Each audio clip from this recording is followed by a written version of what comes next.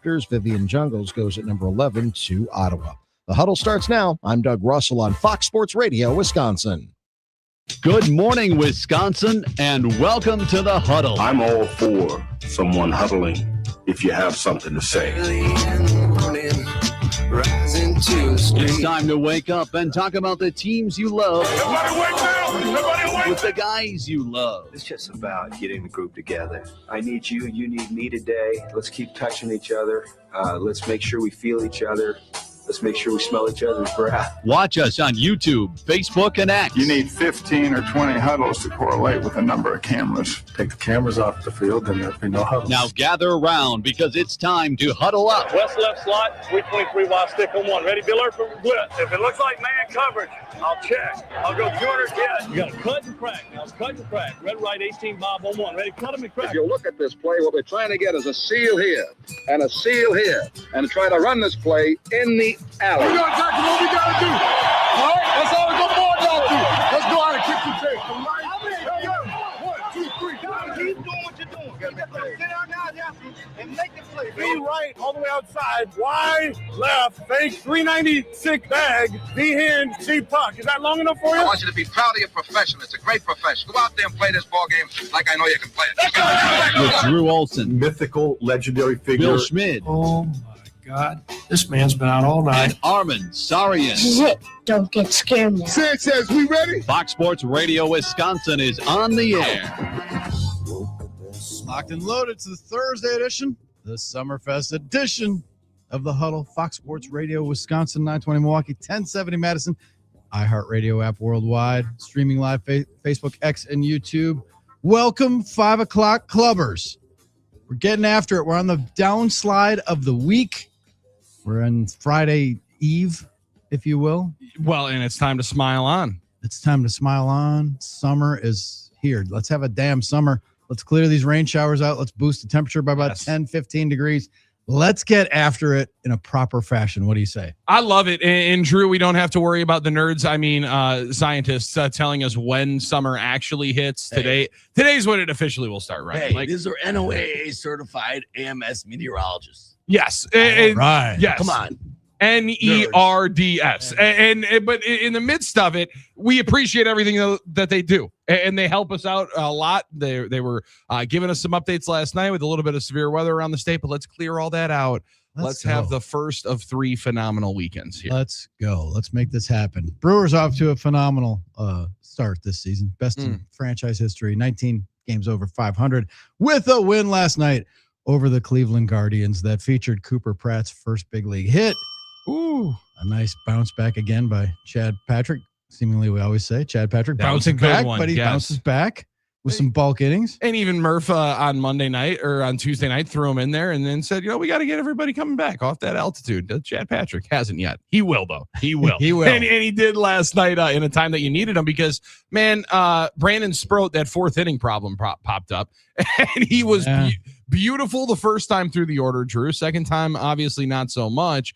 And you hang him, they're going to bang him at this level, right? That's just that's the story of it. And when you throw a curveball and hang it like he did, that thing's going to get put into the bullpen. Sadly, there were 3 guys in front of him. And all of a sudden, it's a different game. But Patrick came in and steadied the tide. Hopefully, it's nothing more than the little bits of cramps that they said last night for Sproat, because even though you definitely want to find somebody that doesn't give up 4 straight base runners and one of them pop a granny on you, you definitely also don't want to find any more injuries, because that might be the last thing you can have in this pitching. That is. Staff in this you rotation. wonder what the limits are, but then I think they're playing well at Nashville too, and I'm gonna bet the come on the Brewers being able to find more. Yeah, I'm with you on that. Like the way with you on that. Yeah. And at this moment, with every single person that I listen to in the national sphere talking about the Brewers and trying to clump them into whatever sweepstakes happens in the postseason or around the trade deadline, I think they're going to bet on their own cats, and I think they're going to bet on their development process that they're going to find a couple of more. Whether it's a Harden cat that's I know the minor league pitcher of the year working his way from Nashville, maybe that'll be, or maybe Coleman Crow or whoever it ends up being. Keep them coming. Keep that machine rolling. I mean, we're just kind of spitting out cyborg pitchers now, it feels like, in the minor leagues. So keep that machine rolling. Sproat, hopefully the hammy was the issue, the cramp, with that fourth inning. That's kind of the way I think of it. Like, okay, he gave up the granny, and it's like he was starting to struggle. Well, then the injury or the cramp thing pops up. I'm like, well, maybe that was the reason he wasn't as effective. So that's one way to look at it if you're trying to look at the bright side. That's leads to how I look at it. Because he was really running it up there that first few times through. Yeah. He was really pumping it. 98, 99, 100. He was surprising BA a bit, who I feel like hadn't seen him pitch in a bit maybe, or was like, wow, Brandon Sproat. And then, the fourth inning problem cropped up. But we'll wait and see on what the injury is, or if it's just cramps and if it'll just stay that way. Yeah, we'll get an update, I'm sure. NicoletLaw.com talking text line open for the 5 o'clock clubbers exclusively right now at 877-794-1973. JT, formerly of Sussex, said, hard not to be in Milwaukee today with Summerfest starting, but I did wear my Summerfest socks here in Knoxville, Tennessee, and I'm going to see The Miz in Atlanta tomorrow, so that helps. That'll work its way through. That'll work. That works. You'll see some cheesehead. You'll get some cheesehead vibes, and you'll get some juice. And speaking of The Miz, he'll be appearing on our program today. Yeah, I can't wait. Hunter Baumgardt being able to tap in, have a conversation with Jacob Mizorowski in between starts, get himself ready to depart and dominate. I'm excited because you get little bits and pieces of these guys after games. We got some fun stuff from Cooper Pratt last night. That was good stuff. Sounds like a little bit different from the left side of the infield to the right side of the infield. Although little different on the two guys. It was like Terang was practically doing a stand-up routine about the Cooper Pratt running onto the field by himself. Trotting him out there. He was enjoying himself. Terang was on that opening one, up a little bit, and maybe he's getting a little more comfortable with his, his role as a star player on the team. Right, a little bit of in the league. I mean, some guys are not good interviews. Famously, Robin Yount, when he played, was a terrible interview. He was Bryce Terang. Just he gave you nothing. I'm here to play baseball. I'm not really here to talk. Gave you nothing. Word has it that Cooper Pratt's a good one, so maybe that's going to bring him up. It's a good one. So I remember go back to Ryan Braun coming in. It was like this guy's when he did his introductory presser when he signed. It's like, can we have him today? He's better than anybody you've got. He's a better interview. He's the best interview you got. Just bring him up now. We need him. Well, in the development one, I never thought that I would say, can we get more Christian Yelich in the TV booth?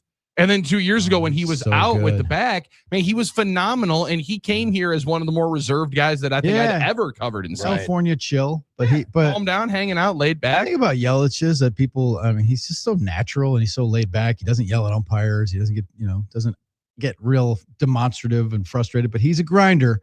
But he also has an authenticity to him that he's just being himself. But he also like a lot of these guys, like, again, I've dealt with some guys that they played baseball and made a lot of money playing baseball, but they didn't really like it. Mm-hmm. Yelich lives it, man. Yelich breathes it. Like you want to see Yelich light up. Start talking to him about other players from other teams or stuff in the game or other moments, and he will get expansive and he'll talk about it. He's been super interesting on some podcasts in the past that he's been. He's on. Not great talking about himself. Right. He doesn't want to bring a lot of attention to himself and all that. And it's like, and. He also has a really good perspective about how hot he was in 18-19, like riding the wave and what that was like. And he's just an interesting cat. But so Terang's got potential is what I'm saying. For sure he does. Terang will probably, he might surpass at some point Robin Yount's. But again, like you don't pay him to be media stars. Some guys are born to it. Some guys are glib. Some guys are reserved. Well, and like we joked about with Dolph yesterday on concerts, some concerts you want to go there, you want to see a show. So you want an evening with Garth Brooks. I'm down with my man telling some jokes in between, having a couple conversations. Other guys, they say, dude, I'm here to rip for 2 hours, and that's what you're going to get. And we're going to get all that whole blend coming up for the next couple of weekends. I happen to like it when bands are, they'll stop, tell you a story about the other times they've played in this market. 100% my favorite kind. And then they'll, it's like, I want every night to be unique. Mm-hmm. I want every night to be like, a special experience, not just we're going to rip the set list. I say the same things between songs and let's it's to the minute. Our show is 2 hours and 7 minutes long. And right. Yeah. We're hitting the deadline. Let's just let it breathe and let every night come, ride the river. It's like we do on this show. They said, enjoy every sandwich, enjoy every show. And there's going to be a lot of different ones to it, but I'm with you. I want a little personality. I want a little perspective. I want a little excitement. Pratt gave us some of that. It feels like some more Brewers are doing that, but also when the manager gives you as much as Murph does. That'll balance it out for if you have a couple of folks that don't love the soundbite. Pratt looks like he could be the shortstop for the next 7-8 years. No problem. We hope that's the one. And the third baseman of the future, everybody talks about, I got to get a power hitting third baseman. Well, he hit a home run in his first game at Double-A last night. He's on the way. It's going to be sooner than later. you're going Pratt and Fisher on the left side and potentially Made on at second, or who knows, but they got options. They got plans and options. And I'll say it again. I get excited as much as anyone about the future of the young players, but the future is now. I mean, this team is rolling. This team is absolutely rolling. What a wagon right now. They're winning so many games. Yeah. It's just like, you have to say, like, are the Brewers a World Series contender in this very moment right now? Yeah. You got to say they are. Yeah. I think there's, and again, I mean, all these years of bad luck have given people PTSD, and they put up their protective, walls. And I get it, but you watch what more do you need to see that this team is that good? Like, and okay, things are going to happen, but they're going to add and subtract guys, and you're going to get guys go down with hamstring cramps or whatever. But as constructed in the current environment, yes, the Brewers are good enough to make a deep playoff run. Yeah, and the other thing is, not unfairly, it gets painted tough. It's not a full representation of how close those two teams were last year with the final 4 games that you played, because the final 2 games in LA could feel a little varsity JV-esque. The first 2, you got shut down by 2 of the hotter starting pitchers around, one of which ended up winning the World Series MVP in Yamamoto, who was untouchable and otherworldly in that run. So like, I still think you talk about the PTSD. Some of it is lining straight up from whatever that is 7 months ago or 8 months ago in October, but you can't carry stuff over from years to year. This team has not brought all of the magic that they had a year ago. They subtracted a decent number of the pieces, but they're finding different ways to win in a different recipe. So the Dodgers are going to have to find a way to beat this version, because last year's version only unleashed Mizorowski at 3 inning spurts at a time. That one will be a little bit different. And that'll be a little different come October, hopefully this year. Absolutely. It's a different team, a different look at it, and a different approach because of that guy specifically. But I think the reality is, too, you can be a great contender and have a 15% chance to win the World Series. That's what the playoffs is. You have to approach it the right way. You have to approach it with the balanced view of it, saying, look, it's still hard to beat the whole field, and we're going to give it our best shot. But it's nice to know, and this is what I was thinking about last night, guys, like, it's nice to know that it doesn't feel like the Brewers have one shot for the next 20 years. Like, the Brewers have been able to, in the last 8 to 10 years, roll through and continue the train and give themselves a lot of shots. And I know it's sort of like the bite to the apple, which some people don't take the right way. But like in 2011, I remember thinking, all right, this is going to be our one shot. This might be our only shot. We have to try and go for it now. We got to try and win, because we're kind of pushing all the chips in for this moment. It's great to know, at least for me as a Brewers fan, that you don't have to put that pressure on yourself as a fan to know, oh, this is our only shot. I mean, you built for a long-term run, and that's what the Brewers have been able to do, whether or not they've broken through yet to get to the World Series and win it, which they haven't. We know that. That's the goal. But you know that it's not going to be, this is going to be my only summer. I'm going to be able to see this maybe until the next 10. That part of it is good, at least for me, because in 2011, it kind of had that feeling like, okay, we're going to, now as a small market, you get one shot at this thing for a long time. No, the Brewers have been able to break a little bit of a code to keep a consistent train rolling, which I like. Yeah, you don't anticipate a drop-off. In fact, now it's strengthening the case that they can make a bold move and go get a rental because of the abundance of their farm system. It strengthens the case that, if they were to go get Scooble or somebody like that and give up prospects that you wouldn't want to normally, they have so many prospects that they can probably peel a couple off. Because at some point, not everyone can play for you. Exactly. Right. Like, I mean, exactly. and they're all going to be on the same kind of schedule. And when you have at least identified the couple that you believe are going to be the fundamental ones, they just did with 2 of them this year with Lara and Pratt, because you paid them. Made and Fisher are the 2 that everybody, I think, is circling right now. That, there's some viability for more guys at that AA, AAA level that could be going. I know Pena is going to be a tough one because he's as highly regarded as anybody, but he's had the injury problems this year, so he probably goes off the list. But Drew, some of it comes to, and I heard Jeff Passan talking about it with the Foul Territory guys yesterday. Really, really good show. I love what they do. Love Kratzy on that show. At least somebody's talking some Brewers baseball. Oh, yeah. Baby. But you would start to outline it that the bites at the apple are going to be there. You're going to have apples in the cabinet. You're going to be able to go and take a bite at the apple. At what point do you slice it up and you make it a pie? And you really go through. And the way that they talked about it, some of the value could be more with position players, which are tougher to be able to start full bidding wars. Everybody's focused on Skubal because who doesn't want one of the best pitchers in baseball? Oh, for sure. Everybody does. Everybody can fit that guy into the rotation. Not everybody, like last year, Suarez was the name.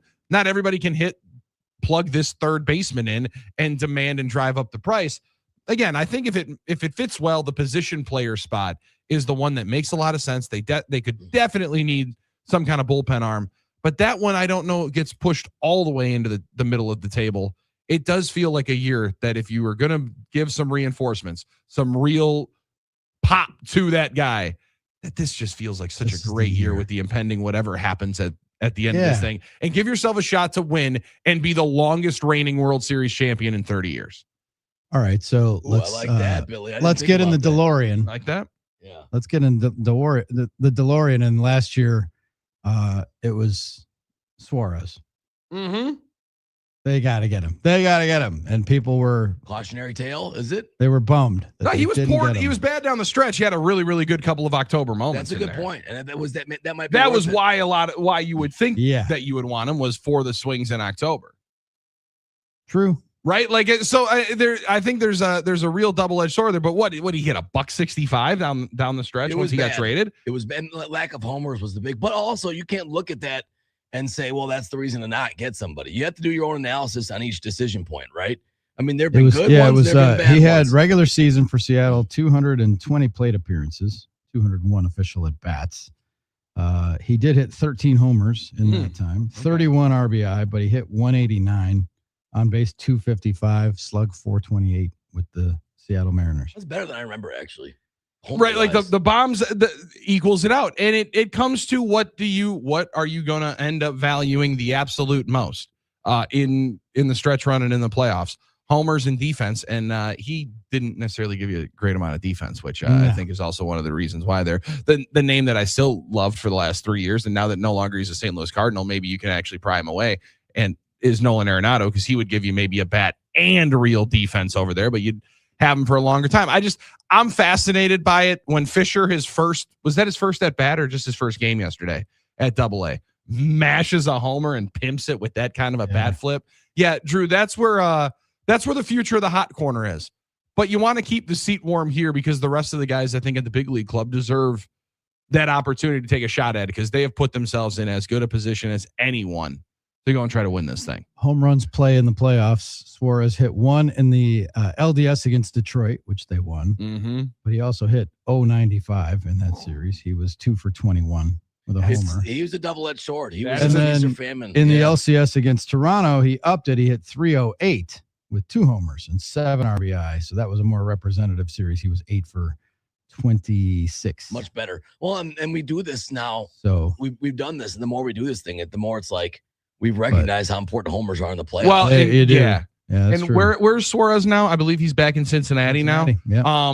If his name is hot around the deadline, just wait for he's also a clutch player because you saw the WBC. Oh, sure. You saw him have the big swing in the WBC. You know that he's a clutch guy, a playoff player there at the end. There's no real great mathematic for it. There's no way to quantify it. That's one of the tough things I think for these process-driven teams, Drew. You can't put numbers on a lot of these things.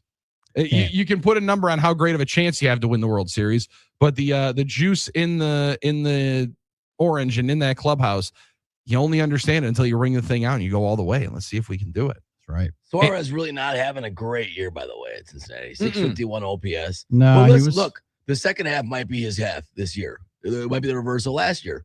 You don't know. To your point, what's going to happen? You just don't. I mean, we try and project. What is he? 33. Yeah, he's 34. 34. Least, yeah. So yeah, he's kind of at the end of the. I'm excited to see who the big toy is this year, though.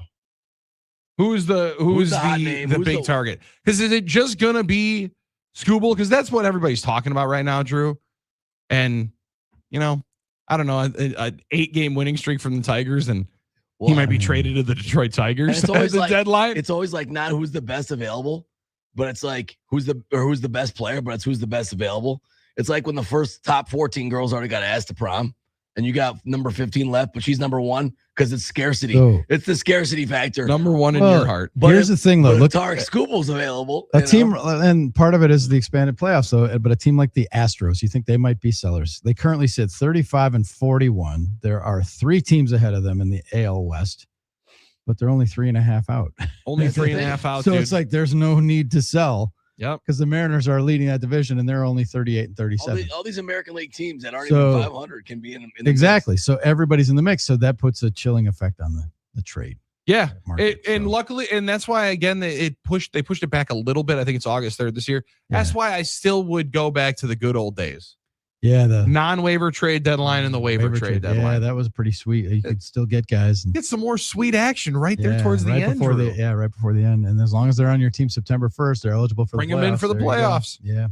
Hey, when we come back, our Hunter Baumgardt had a one-on-one with the Miz. Hunter joins us today live Come on, at Miz. 7:25, but he's going to join us right now because he had a one-on-one interview with the man, the myth, the talk of the town, Jacob Mizorowski. That's coming up next, just for you 5 o'clock clubbers, because we take care of our 5 o'clock clubbers. You're in the huddle, Fox Sports Radio, Wisconsin.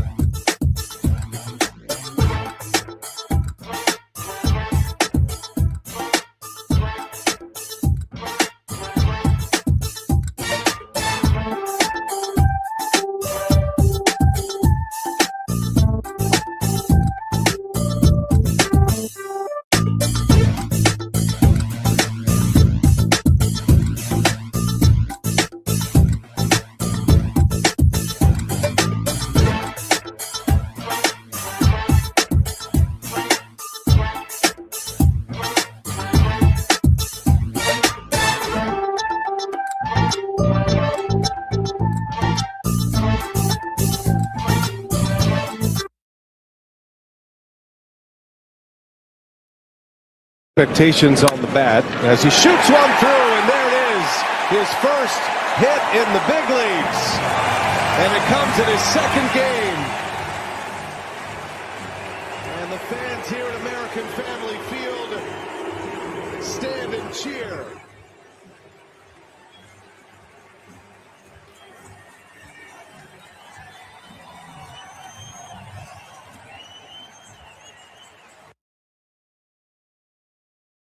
Nice moment from last night. American Family Field. Cooper Pratt gets his first big league hit. Love the Coop chants. Coop. You know, I was thinking about that. Yeah. Because it's been, almost 40 years since Cecil Cooper played for the Brewers. Oh, man. Last year was 87. So, yeah, 39 years. He's still remembered.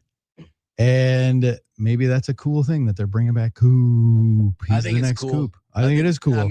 I mean, let's face it. We're simple people around here. We have that prompt. A lot of the people that are chanting there were in the stands in 87 and in the 80s when Cecil Cooper played. And John Kuhn was a popular guy because of his name. Ooh, yeah, anything for you sure. can chant with that long ooh, we're suckers for that here. Now, it always is going to be helpful to have a cheerable name. Yeah, absolutely. With that and that easy too. It would also be sick if like he had a sense of he's a young guy. I don't expect this. If he had a sense of history though, Drew, and all of a sudden just did the wave down of one of his hits, like Coop did in 82 in the playoffs. I'm not expecting it, Billy. I'm not saying he's that's next level. Because I appreciated BA in the midst of the call right after being like, that young man does not understand the reverence that call means and how powerful it is in the city. Oh yeah. Maybe we'll educate him. Maybe we will.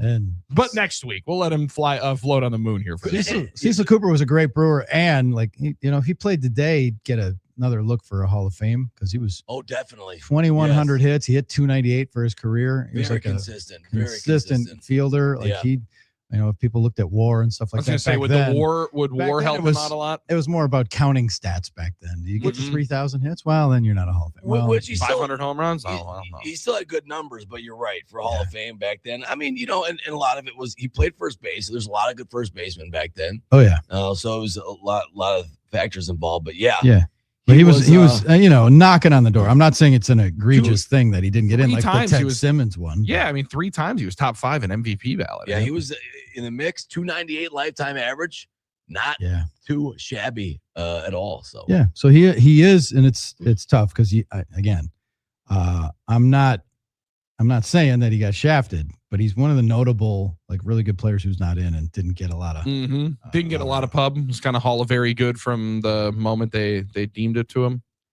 Yeah, 3-time Silver Slugger, 5-time All-Star, 2 Golden Gloves, Clemente Award. I mean, if you put him up against Don Mattingly and guys like that, he's right there. So well, and I think the Baseball Hall of Fame is another one where you just hit it, Drew. Like the counting stats are gonna be different because not everyone's we see it more with pitchers. Like, okay, you're not going to start every 4 days and you're not going to be able to throw 138 pitches. You're probably not going to get that many guys to 3,000 strikeouts, or obviously the win counting stat is a kind of a gone by one. But even just like load management's the talk in the NBA. How many guys are playing 162 in Major League Baseball anymore? Yeah, that's a great point. Right. Like, so like the counting stats for offensive players are the ones that you almost forget about because you see, well, they play almost every day. They play 6 out of the 7 days, but that one will get missed with a lot of these cats. So I'm glad we get a little Coop conversation. And Coop, when he was on the ballot, didn't get a single vote. I was at 93, 92, 93, his only year on the ballot. He got no votes. Well, they put Harold Baines in, so maybe they can. I was just thinking, should I throw Harold Baines' name out here, or does that poor devil decide to just? Then there's a great baseball trivia nugget here. The only player with more career hits than Cecil Cooper to get no votes on a Hall of Fame ballot was Juan Pierre. Another one. 2,217 hits on his resume. It is a very difficult thing when you start analyzing these, and we've talked Hall of Fame so many times in gatekeeping. When you try to analyze these ballots, it can be difficult because you have multiple standard metrics and multiple things going on. And I think the problem is he's probably compared to a bunch of first basemen during that era. Yeah, and everyone Eddie looks Murray at him and like all those that. guys that put up huge numbers because that was and still remains a power position. It's funny because we just had Paul from Kenosha asking about moving Terang to first here somewhere in the comments, and we'll get to him. But it's like you do expect a certain level of offense from that position. And if you don't get it, everyone's going to side-eye you. Yeah. Although Jake Bowers has been doing it this year. That's right. That's the funny thing. By the way, and Armen loves this, the B war and fourth in club history behind Yount, Molitor, and Braun for Cooper. Yeah, he's up there.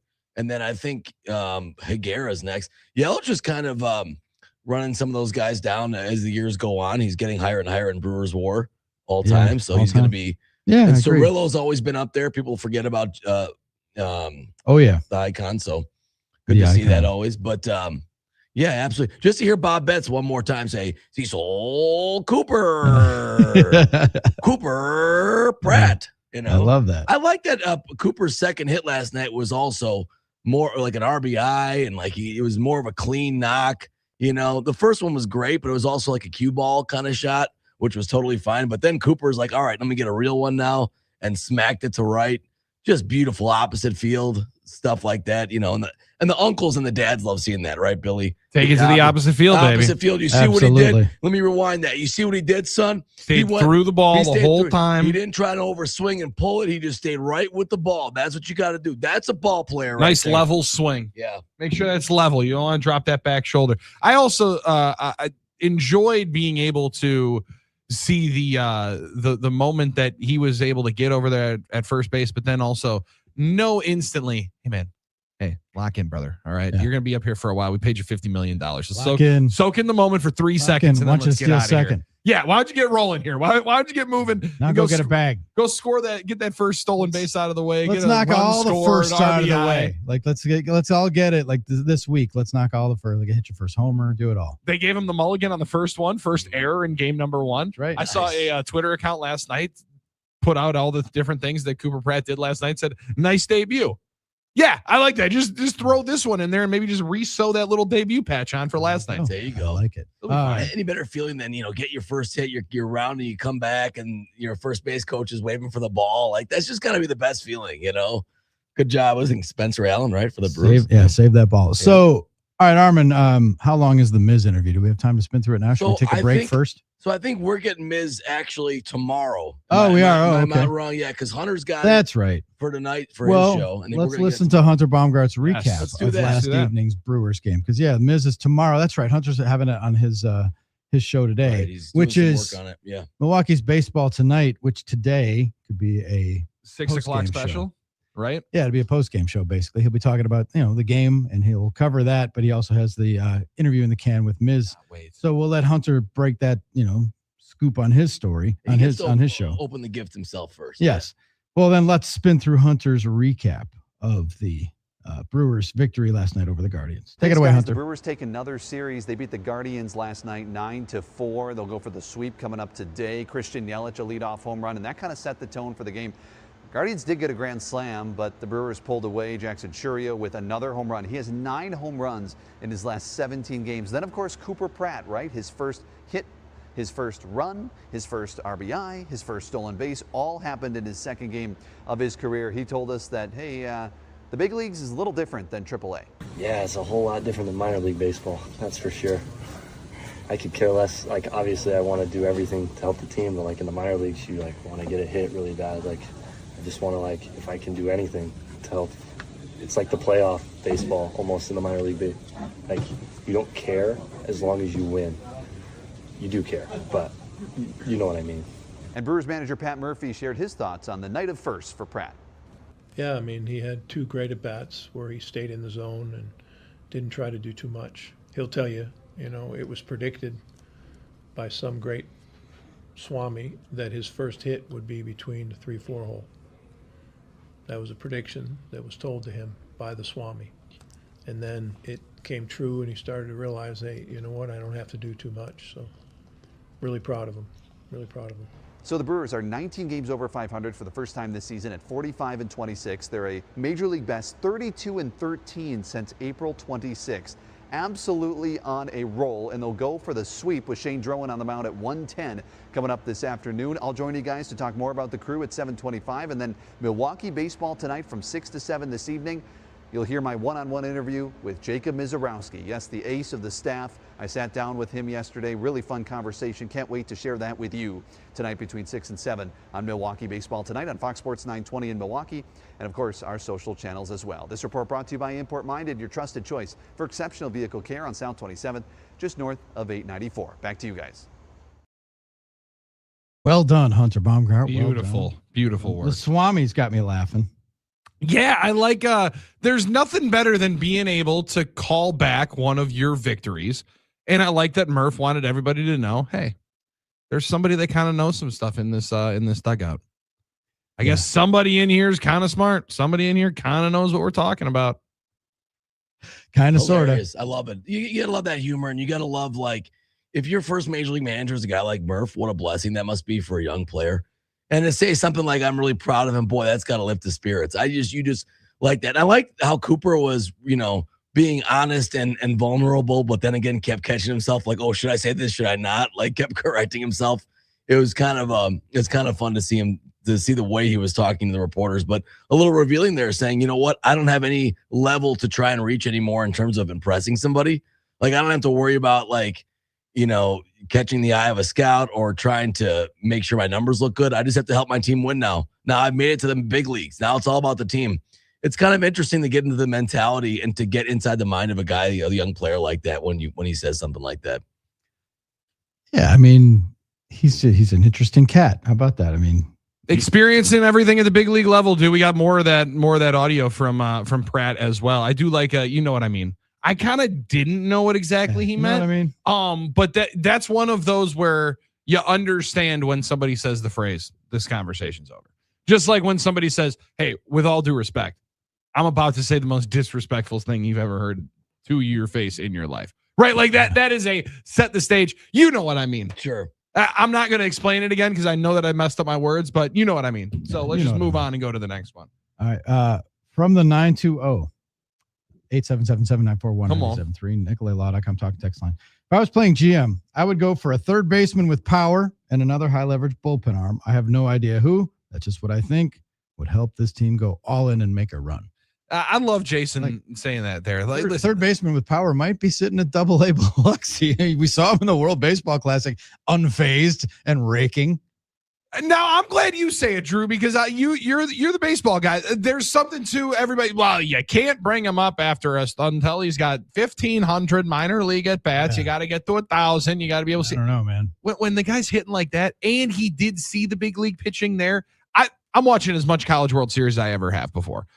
These players look way better than they've been before. And I know the metal bat's a great equalizer with everything, right? And it's a hard thing to immediately quantify how you're going to do at the big league level. Seems like he's doing okay. Seems like he's doing pretty good with the wood stick. I'd wonder how long it would take to fast track somebody like that, or just see if the pop could happen here at the big league level. Because I mean, I don't know where the defensive one will be. He'll definitely be your guy for the next couple of years, but for right here, right now, do you promote from within once again, or do you take one more swing and hold the seat warm for 27 for Andrew Fisher? Yeah, exactly. It's a tough conundrum. It is. It's a tough conundrum having too many good players. Yeah, I like this. I like this a lot better than trying to figure out how many more 4A guys, how many more no doubt Felipe Lopez and Hector Gomez's can we throw? I love it when guys make their 25 big league debuts between 20 and 22. Whereas I remember seeing guys, he's 29, first major league at bat. Oh, that's not good. Yeah, a lot more Daniel Espino moments than Cooper Pratt moments from time covering ball. Exactly. We do love talking about it, though. I like as fans and playing GM and just trying to piecemeal a meal together and say, oh, this guy could play here in 2 years, and we could bring this guy up. We could put Durang at first. Here's the thing, though, and let's just watch and enjoy too. With Pratt, Matt Arnold would say, he's going to have his ups and downs. He's going to go through slumps. They all do. Everybody does. Mm-hmm. Bryce Durang was just in a slump. Churio is raking. I don't know if he's going to hit 6 homers a week for the rest of the year. Yeah, but he's on a nasty run right now. He's on a heater right now. Mitchell, if he continues to produce the way he has the last couple of weeks, if that can become like his baseline, that's his baseline. You're in a great offense, spot. like you're not in such dire need of that injection at third base. It's not such a sinkhole. It can be, the other guys. And we mentioned Contreras quietly been really hot. Yep, it's been good and starting to thump a little bit. So it's not that far away as people. It's not as glaring, right? When you see this offense at the peak of its powers. They're 45-26. I think that's the thing. That's the thing. I mean, they're really good right now. So I don't have to yearn and hope for something else as much as I might. All right. Statman Steven, OG, 5 o'clock clubber, said, day 17 of Armen getting hacked. Does he miss Twitter? Not only that, there's hackers at it again last night, doing some weird He's smartening up. Weird activity. He retweeted our show.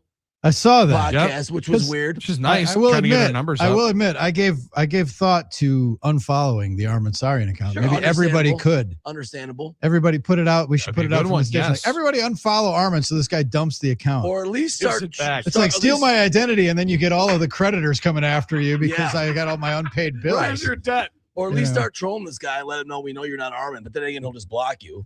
Well, you can't. Replies are off. So Drew's idea might be the best one. You could quote, but yeah, you're right. You can't reply. Yeah. He threw up a picture of me and my brand new Rolex last night. But what I thought was But weird. he kept the photo of you proposing to Lara. He also, that was nice of him. That one's still pinned. He's trying to become me. He's retweeting Brewers. He's retweeting our station. Might just be a big fan. He also took down old pictures of the Maybach and the Cartier watch and the mansion in Dallas, which I don't understand that at all. So what's the play here? Is he trying to keep the items fresh? Is he very weird? It's a very weird situation. I mean, I still can't get in, but still can't get in. I'm just observing now. I'm like SpongeBob through the window, whatever that beam was. We are with you, 5 o'clock clubbers, having some fun on a Thursday in the Goodland. First day of Summerfest. Can't wait. And you are in the Huddle, Fox Sports Radio, Wisconsin.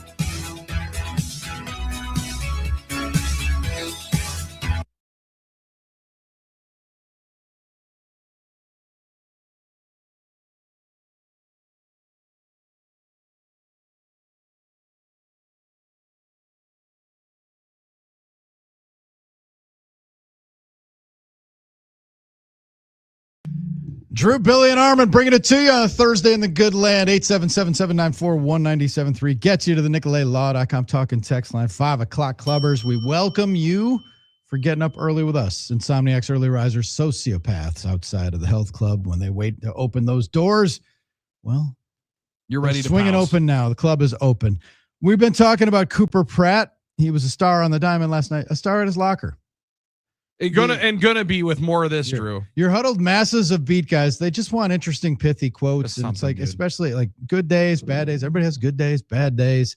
But we just want, honest and open answers. And, if you can throw us a chuckle every once in a while and remind us that it is a game. It's a kid's game. We take it seriously and people live and die with it, but it's a game. Just act like you like it. Just have some fun. Yes. Let's make America fun again. Let's make this all fun again. Let's make it all fun again. But Cooper Pratt had some moments. Let's take a listen to some of his greatest hits from last night. Not the base hits, but at his locker. Results aside, how did tonight compare to last night? A lot calmer. Yesterday was kind of like trying to figure out the schedule, trying to figure out where I was supposed to be, when I was supposed to be there, not be late. I'm trying to figure out the ins and outs kind of. And then today, after having yesterday, knowing when to do stuff, not being rushed, and then it was more relaxed because I got the first one out of the way, and then it was just like, okay, you had your day, now it's time to play. Speaking of getting the one out of the way, how did it feel to get that first hit and just kind of then after that as well? Would have been nice to have it yesterday, but it was fantastic. I was running, I was like, oh my gosh, go, get through. I was like afraid he was gonna dive or something and throw me out. And once I saw it go through, I was like, oh yeah. I heard the crowd and it was sick. What are you gonna do with the balls? Do they go to anybody or you start your own? Yeah, I'll probably throw it away. No. I'll probably just give it to my parents to hold on to it. With the rest of the stuff that I have. Cooper, did you find your parents and everybody in the stands after you had that hit, or were you not able to? No. As soon as I got the first, I was trying to soak it in. They're like, get ready. Get ready. He's about to pitch. And I'm like, oh, okay. And so I was trying to be like, yeah, let's go. And then it's like, all right, let's go. But I know they were there. They were watching. Yeah. So. Are you hearing the Coop chants for you? And are you aware of the history of another Brewers player?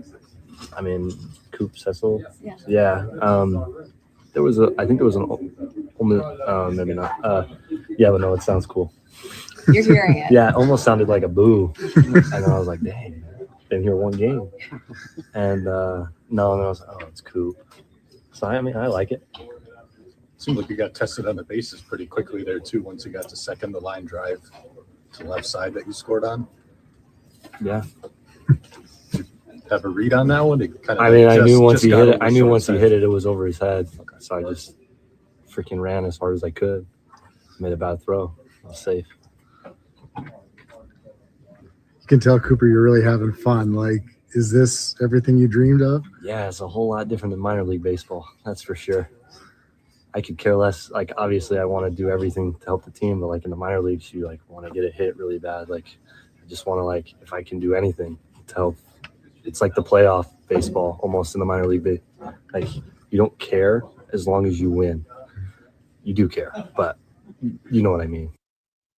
You know what I mean. You know what I mean. That's awesome stuff. You love hearing it. No comment, if you know what I mean. And that innocence won't be there forever, that young innocence. So enjoy it now, right? Am I wrong in saying that? Everyone grows up. You never know. He might. Well, I hope it is, but I don't think it'll be too radical. It's at some point you are who you are, and if you're comfortable in your own skin, the easiest thing to do is be yourself. Yes. I know that sounds like a cliche, but it's true. And Drew, I think this of professional athletes more than just about anybody in any walk of life.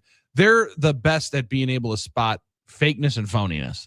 True. And if you're trying to be somebody you're not in a clubhouse, you will get called out, and then you will get lambasted, and it will not be an enjoyable time until you just become who you are. And being comfortable in your own skin's not the easiest thing to do. It's a lot easier to say, and that young to be able to be that energetic and that boisterful is fun time. That's a good one for it. I also like McCalvey giggling I know I got to ask the next question, but I got to catch my breath because this is too fun. Yeah. What do you say, Coop Cecil? Yeah, it's close enough. I give him credit for getting that close. That was close enough. It was right. I mean, basically, just pronounce it. Yeah. No, see, Cooper, that's what he meant. Yeah, but, we like that stuff. Put it on the government. It counts. Exactly. You did your job. All right. We are 5 o'clockers. Job well done. We'll welcome the 6 o'clock arisers when we return. Dolph joins us at 6:30. Hunter Baumgardt at 7:25. You are in the Huddle, Fox Sports Radio, Wisconsin.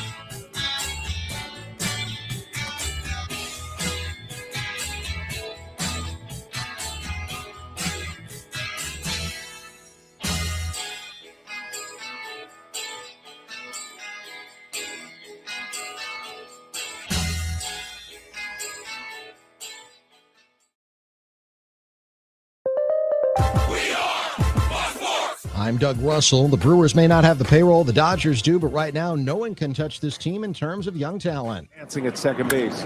Curio, right field, on the barrel, back on the fly. He's at the wall. It's gone. It's a two-run opposite field home run. Jackson Curio stays hot. Brian Anderson on the television call. The Brewers beat up on the Guardians last night at American Family Field 9-4. The crew goes for the series sweep this afternoon. First pitch is at 1:10. Shane Drowan will pitch against Parker Messick. At the World Cup, it was the Congo and Portugal playing to a 1-1 draw. England doubles up Croatia 4-2. It was Ghana shutting out Panama 1-0. And it was Colombia over Uzbekistan 3-1. Of course, we're your home for the World Cup with 4 more matches today. Hour 2 of the Huddle starts now. I'm Doug Russell on Fox Sports Radio, Wisconsin. Good morning, Wisconsin, and welcome to the Huddle. I'm all for someone huddling if you have something to say. It's time to wake up and talk about the teams you love. Everybody wake up! Everybody wake With the guys you love. It's just about getting the group together. I need you, you need me today. Let's keep touching each other. Let's make sure we feel each other. Let's make sure we smell each other's breath. Watch us on YouTube, Facebook, and X. You need 15 or 20 huddles to correlate with a number of cameras. Take the cameras off the field, and there'll be no huddles. Now gather around because it's time to huddle up. West left slot, 323 wide stick on one. Ready, be alert for blitz. If it looks like man coverage, I'll check. I'll go 200 yet. You got to cut and crack. Now cut and crack. Red, right, 18, Bob on one. Ready, cut him and crack. If you look at this play, what we're trying to get is a seal here and a seal here and try to run this play in the alley. We know exactly what we got to do. All right, that's all we're going to y'all do. Let's go out and kick the tape. All right? Hey, yo. 1, 2, 3. Keep doing what you're doing. Sit our guys after and make the play. Be right, all the way outside. Wide, left, fake, 396 bag, D-hand, C-puck. Is that long enough for you? I want you to be proud of your profession. It's a great profession. Go out there and play this ball game like I know you can play it. With Drew Olson, Mythical, legendary figure. Bill Schmidt, Oh, my God. This man's been out all night. and Armen Sarian. This is it. Don't get scared now. Says, we ready? Fox Sports Radio Wisconsin is on the air. Dominating the airwaves, taking no prisoners on a Thursday in the good land. It is the Huddle, Fox Sports Radio, Wisconsin. Drew Wilson, Bill Schmidt, Armen Sarian, huddled up for you, with you today and every day between 5 and 8 a.m. You can get us on the NicoletLaw.com talk and text line 877-794-1973. We don't have like a fixed bit on Thursday. There's no buy or sell. There's no game balls. There's no hot takes. So what do we call Thursday? It's Thursday. It's Friday Junior, Friday Light, Friday Eve. What are we vibing on, Billy? I've always liked Friday Junior. The throwback Thursdays of the world are ones that I know happen a lot of times. Remember there was that time that a Thirst Trap Thursday was a thing? Thirst Trap Thursday was a thing for a hot minute. That was a thing for a while. Let me tell you. I have an idea, though. Okay, let's go. Come on now. I've had this. You're right, Drew. We don't really have a Thursday kind of set bit.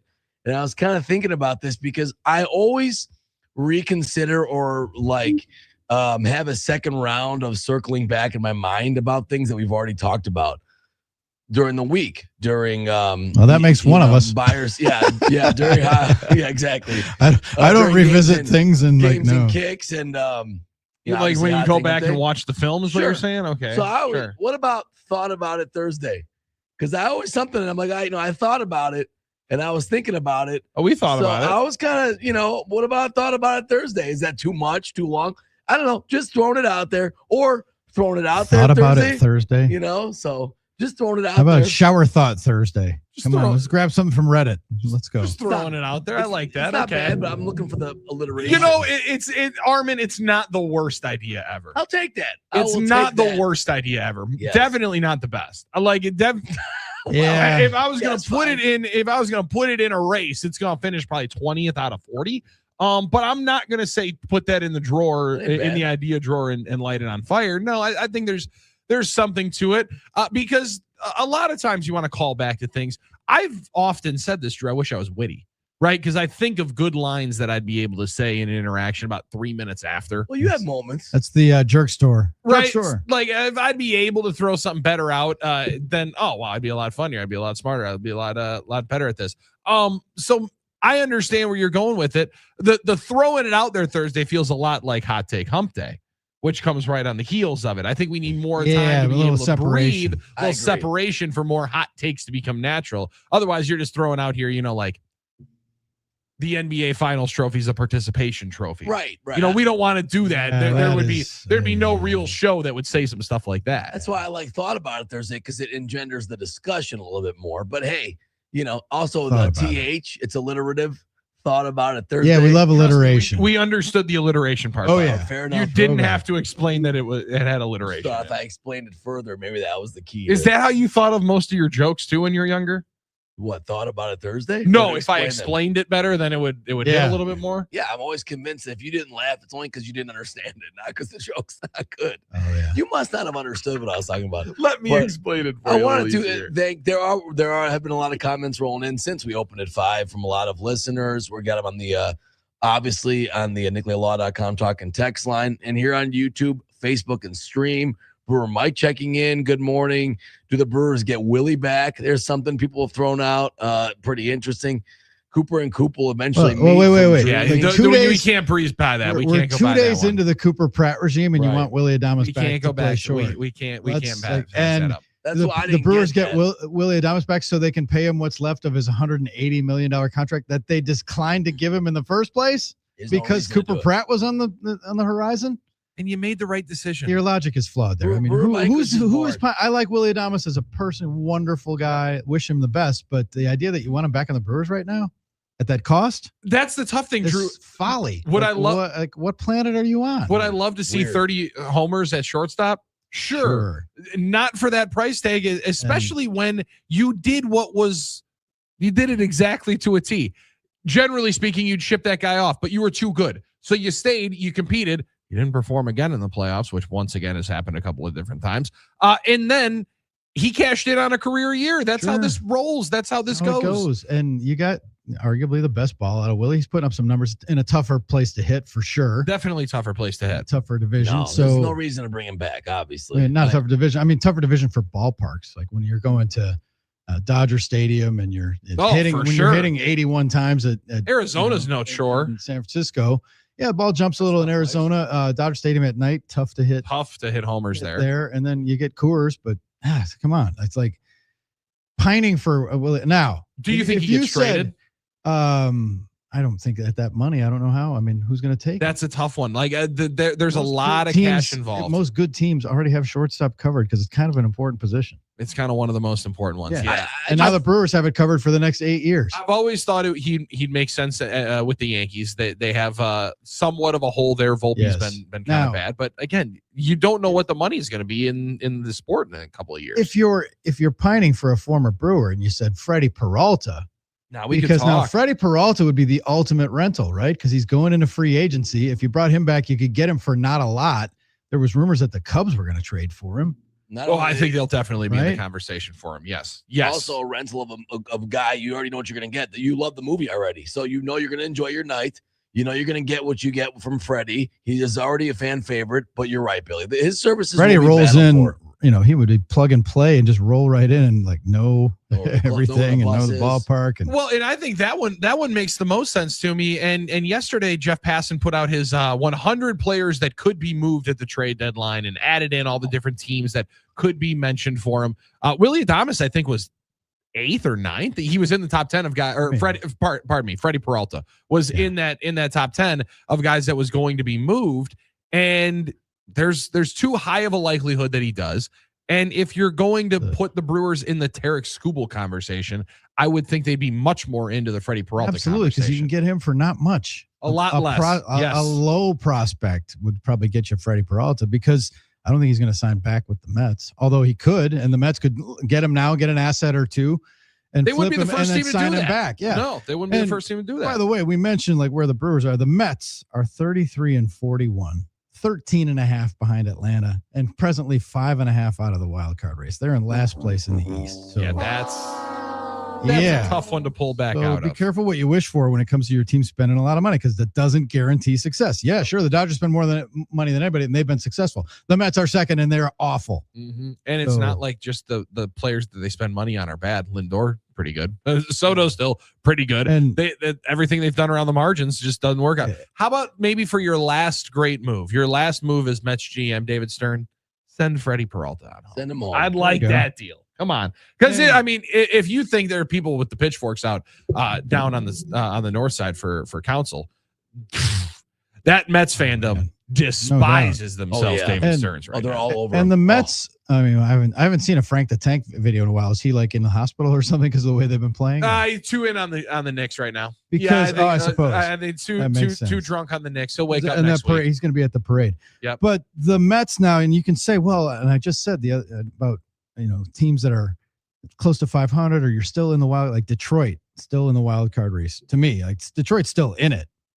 Well, and especially the AL and the NL are two different conversations. No doubt. Right? Like AL is horrible. The AL is wide open. The Tigers are currently 6 out of the wild card, and there's a bunch of teams ahead of them. But the Mets are 5.5 out of the wild card, but it seems like they're buried further. I was going to say they're behind the Reds, Marlins, Pirates, Diamondbacks, and then if the playoffs started today, the 2 wild card teams would be. I'm sorry. I'm looking. I got to look up here. The wild card right now, the leaders in the wild card are Cardinals, Phillies, and Padres. Ooh, okay. Those are your. So that would be a series. Season ended today. Those would be the representatives. Yeah. Okay. And then then you got Nationals, Cubs, Diamondbacks, Pirates. Like they're down there. The Mets are down there. You got to jump a lot of teams, Absolutely. Drew. You got to jump a lot of teams. You got to take and care of a lot of your own business. It just doesn't look like it's going to be the year for the Mets to do that.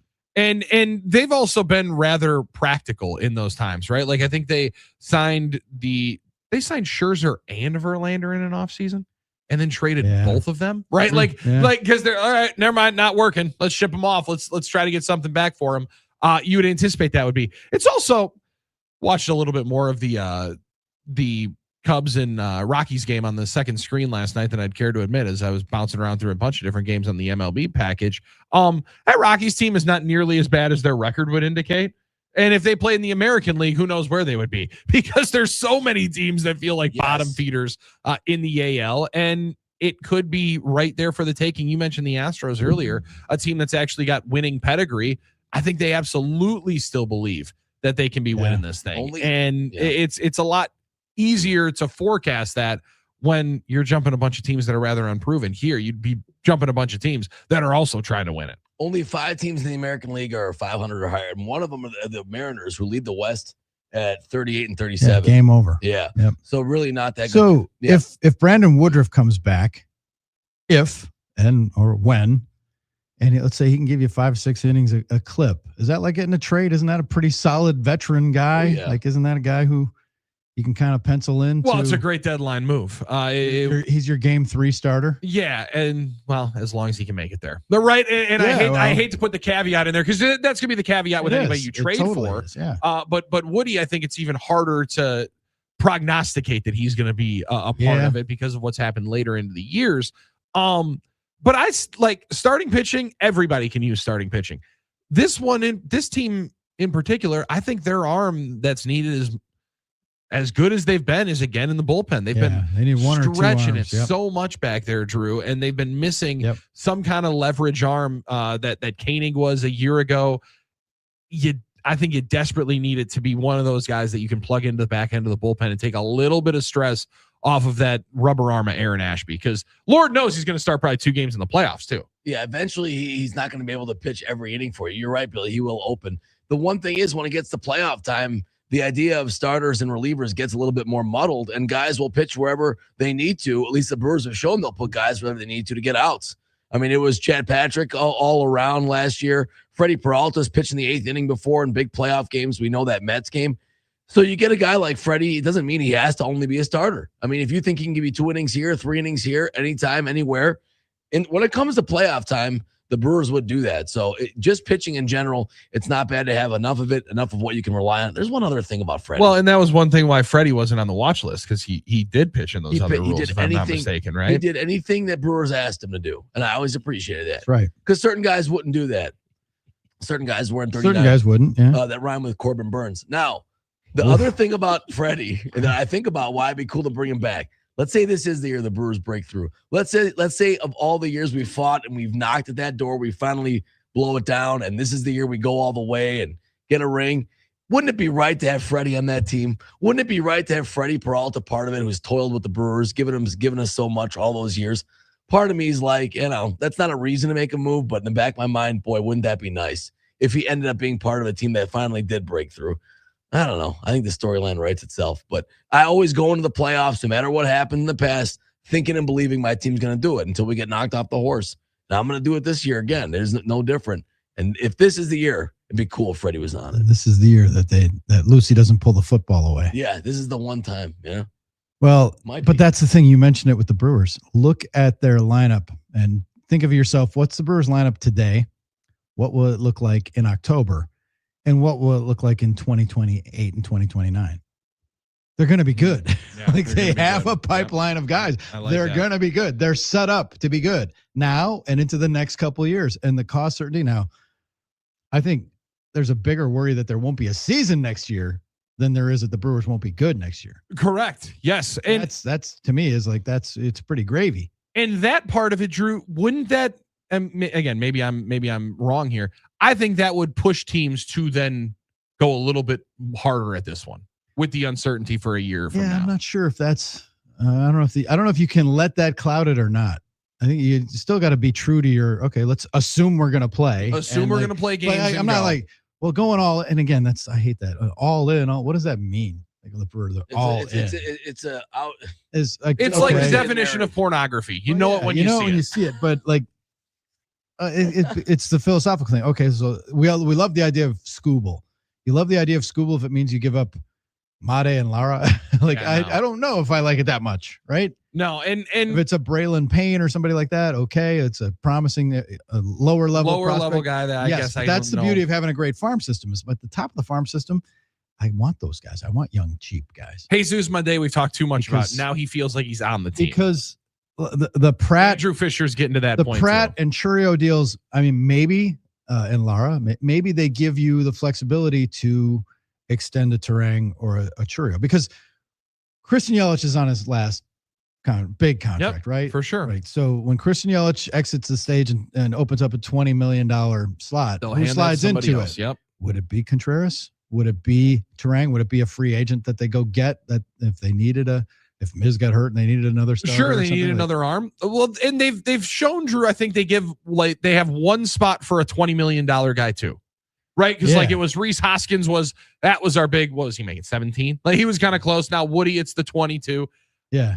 I've said for a long time it would be Contreras. Like whether or not it would be at catcher or at first base, I want him to be a part of the ecosystem moving forward. Yeah, like he's starting to look like a guy who could catch all the time, like Molina did. Right? Catch forever. Like, and I'm seeing his brother make the transition over to first base. I know that it's difficult, but with that kind of work ethic and that kind of passion for the game, I feel pretty confident he's going to figure it out. He might be a guy that you want to build around, or Terang, like either one of those guys. Yeah, or both. I mean, if you could, but so like if the Yelich one pieces off and that other one, I think you definitely could. There's the other, the question will be, and we have a long time to answer it, and they'll answer it for us with whatever happens with the CBA. But if you got to get up to a salary floor, then you do have somewhat of a chance because at that point you got to spend the money. You might as well spend it on your own guys. And I think that's going to be one of the fascinating ones. Does a long-term contract for Luis Lara completely take him off the bargaining table for you? Or do you think that there's a possibility that other teams look at that? I don't think that would be more a desire deterrent. than a player. I think you would trade for that. Yeah, I think that's actually it's helpful. It's good, like cost certainty and locked in, and that makes him more attractive. That would be an interesting one if that was a centerpiece because I'm with you. I think that's an attractive piece. And if I'm also another team looking around saying, okay, Brewers signed him, so they must like him. We're going with him. And this could be a little turnabout, like I'm seeing some people online. Armen, you're not seeing this because you're not on Twitter anymore. I'm not right now. You're missing now. We've gotten to the point of the Giannis conversation where people are speculating, are the Bucks doing all this, turning it around, make Tyler Hero angry? Now he demands a trade to the Bucks. And they don't give up Giannis. Starting to do reverse thinking. Sure, we're reverse thinking this thing so much, getting everybody in their own head that it flips around. Okay, now the Brewers are trying to sell us off on here. He's not that good. I'm interested to see where they've lined it up because whatever MLB pipeline, Jim Callis, they do a great job. Every Baseball America, Baseball Perspective, everybody's prospect lining and rankings are different than what Matt Arnold and that group have. And they've identified who they know and feel like are going to be the best ones. And maybe there's some guys who other teams are going to covet even more that become better bargaining chips for you, because you might not actually like them as much as other teams do. And the Brewers and Matt Arnold Ruiz have definitely, as Terry, good point, made every GM second guess themselves. I don't care what anybody says. They've definitely done that. They've definitely been like, oh, is this who we think it is? And to what you were saying, Billy, make everybody wonder, should I be looking at this player differently? And maybe if you don't know any different, like, well, if the Brewers like him, he must be all right. So I'm taking him. But I think that if you already like a player or a prospect and he's already signed to that type of deal and you're committed to saying, okay, we could give him a shot and the deal's team friendly, I think it definitely makes them more attractive in a trade, even if that's got to be. So that's what makes those type of deals doubly advantageous.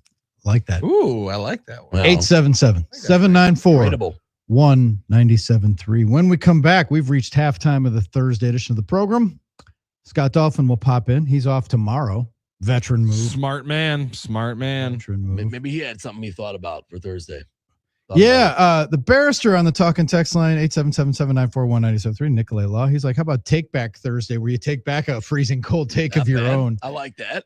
If you have one. I do appreciate those. Like my all-time freezing cold take of saying Dwayne Wade would have the impact in the NBA that Ron Dane did in the NFL. Oh, yeah. Woo. Yeah, didn't think he'd be able to shoot like he got I'm better. sure glad there wasn't a microphone around young Billy who said that Greg Oden was going to have a better NBA career than Kevin Durant. Oh, boy. I've had plenty of those takes, too. Oh, boy. What was it, my Luka one? Luka hadn't done anything. I said Well, that. how about all the hot takes that Jalen Brunson was a bad pickup by the Knicks a couple of years ago? And there are going to be a lot of folks standing outside the rain for that one, wearing that ready one. for that parade. We'll talk about that Joe and Burrow's more. hands are too small. He's going to be a bust. As we move forward, Scott Dolphin is next. You're in the Huddle, Fox Sports Radio, Wisconsin.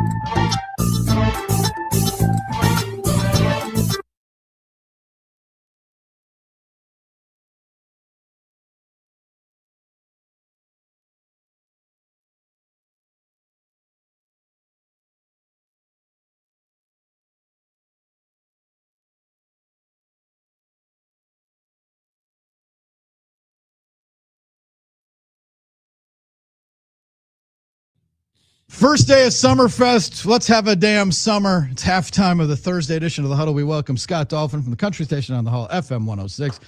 Dolph, first things first, another glorious sold-out night, very brisk business. A little rainy last night, but the Garth Brooks show went off. They got lucky. Yeah. You know, when you saw some of the nasty storms hitting Racine, Kenosha County, I guess the whole area got lucky. But, yeah, I was worried about people going to Garth last night, but they got it done. They got it in. 2 incredible nights of great country music, and now those are the appetizers. Now we start for real, Drew. They broke the seal, and then the rains last night and into overnight. They just it's a rinsing of the Summerfest grounds for us. Now it's like pristine and ready and clean for us today. Yes. Let's go. I was down there Monday. We had to drop some FM 106 vehicles off down there, and that place is. Wait, you're so big time. You're involved in that? Like you don't have people for that? I like, was thinking you're a star coordinating country music like there. Morning show of the year, and he drives vehicles down. Pulling this curtain back here. We had people until COVID, and now the people didn't come back. They just, all that's changed. Congratulations, you now are the people. We do it all ourselves, you know. Yeah. Not that we didn't before, but hey, if you're working on radio, you're a grinder. You can't take a shower. You can't. Yeah. What's all that, Billy? That Schefter used to say. Oh yeah, can't take a shower. Let them tell you about how tough their job is. Oh yeah. No, but we do. We're driving it. Billy, we're driving it now. I mean, when you get a taste of the big leagues, which I thought I was in Milwaukee, Wisconsin, you know, and I would show up for events 5 minutes beforehand, and our promotions team. Oh yeah, perfect thing would be immaculate and set up and say hello to everybody and shake the general manager's hand, whatever. You know, now I'm back in Rock Island, Illinois, man. I come here an hour and a half before. I get the van, I load it up with card tables and koozies, and then I drive to Beaver Dam. And what's this tablecloth on? You're looking at. I'm right putting here. that tablecloth on one hand at a time, like everybody else. You got to be your own broadcast engineer, set up your own equipment. It's a one-man show. Yeah, but that's you know kind what? of the fun of it. There's a little sense of, you know what? There's a special pride in that too. Let's be honest. No, there's not. Not for me. No, there's not. There's not. Bring back the promos team. Bring back the interns. There's no pride in it. In fact, it's the opposite of pride because people see you and they're like, "You don't have people for this?" Like, no. You're by yourself. I guess for me, I always have done all those jobs growing up in radio, most of us did. As have I. Yeah, right. So my point is, you just you never think you're out of that mentality in some ways. Like you know, I don't know. That's just what makes you different, Armen. That's what makes you. That's what makes you a different, better breed. For me, not because I was never like a big star like Scott Dolphin or one like you know. That's what my point is. That's a lie. Once I you're became the a big star, MVP of the radio station. Exactly. You are a big star. And even when I had people like that, though, I would help pack up. Exactly. And stuff like that. I didn't want to be a diva, but you know, they had their purpose. But it was nice, yeah. It was a nice let them know I'm a blue collar grinder like you. Oh yeah. I don't know, Armen. Your feelings on the blue collar people are well established. Thank on you, this show. Drew. Thank you. Yeah, we all know what you actually think. We're in the trenches. We're in the trenches together. Yeah, sure. Yeah. You know. Oh yeah. With your reflective vest on, pushing buttons and playing Gin Blossom's bump songs is like hanging drywall. Hey, I'm right there with you guys. The struggle is real. I'm right there with you. Viva la raza. There's a lot of sleep thinking about these bumps. I've done that before. Complained about my job. I remember I had a PD said, "No, it's not like you're out there swinging a 9-pound hammer just to stay alive every day. Come on, man." Oh my God, that's funny. No, but I've crawled around under some boards and desks before and looking for plugs. Yeah. Well, yeah. Ooh.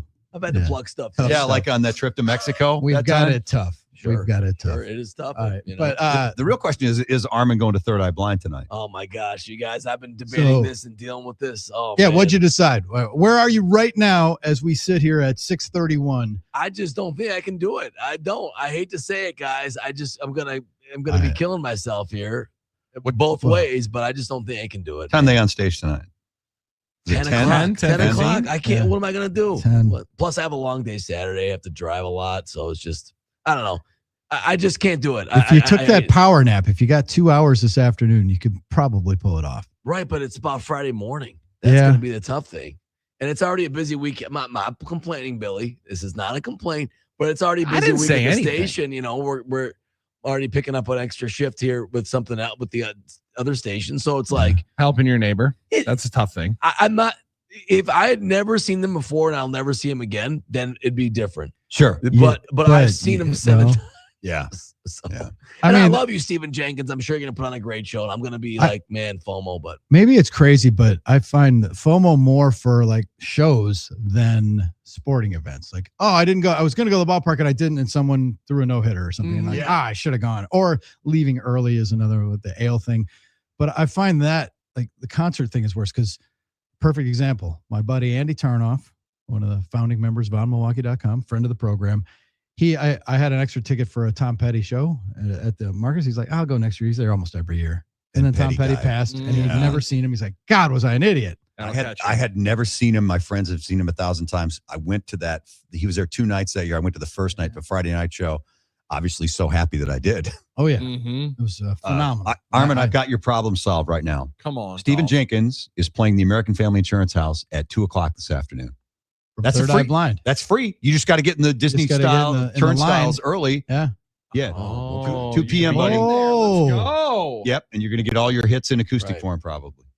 okay, that's something to think. But you can't get into that, can you? Well, yeah, you just got to get there early and get in line. Determination. And you can also stand outside and listen. We've done that many times. Let's be honest. Well, I A can big listen to star like Armen can't Play wait. the Armen card. I can listen to my Third Eye Blind album too at home. That's by true. myself, Wow, okay, with then- a bucket of Chef Boyardee.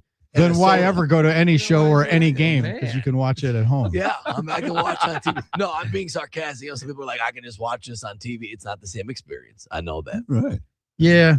But well, here's the thing. Yes. Like, I know I'm not going to sleep because I live close to the Summerfest. Yeah, you're- Tonight's you're the Big host. Bang. The fireworks are at 9:30, and then just the sounds of traffic and sirens and horns and drunk people. Good point.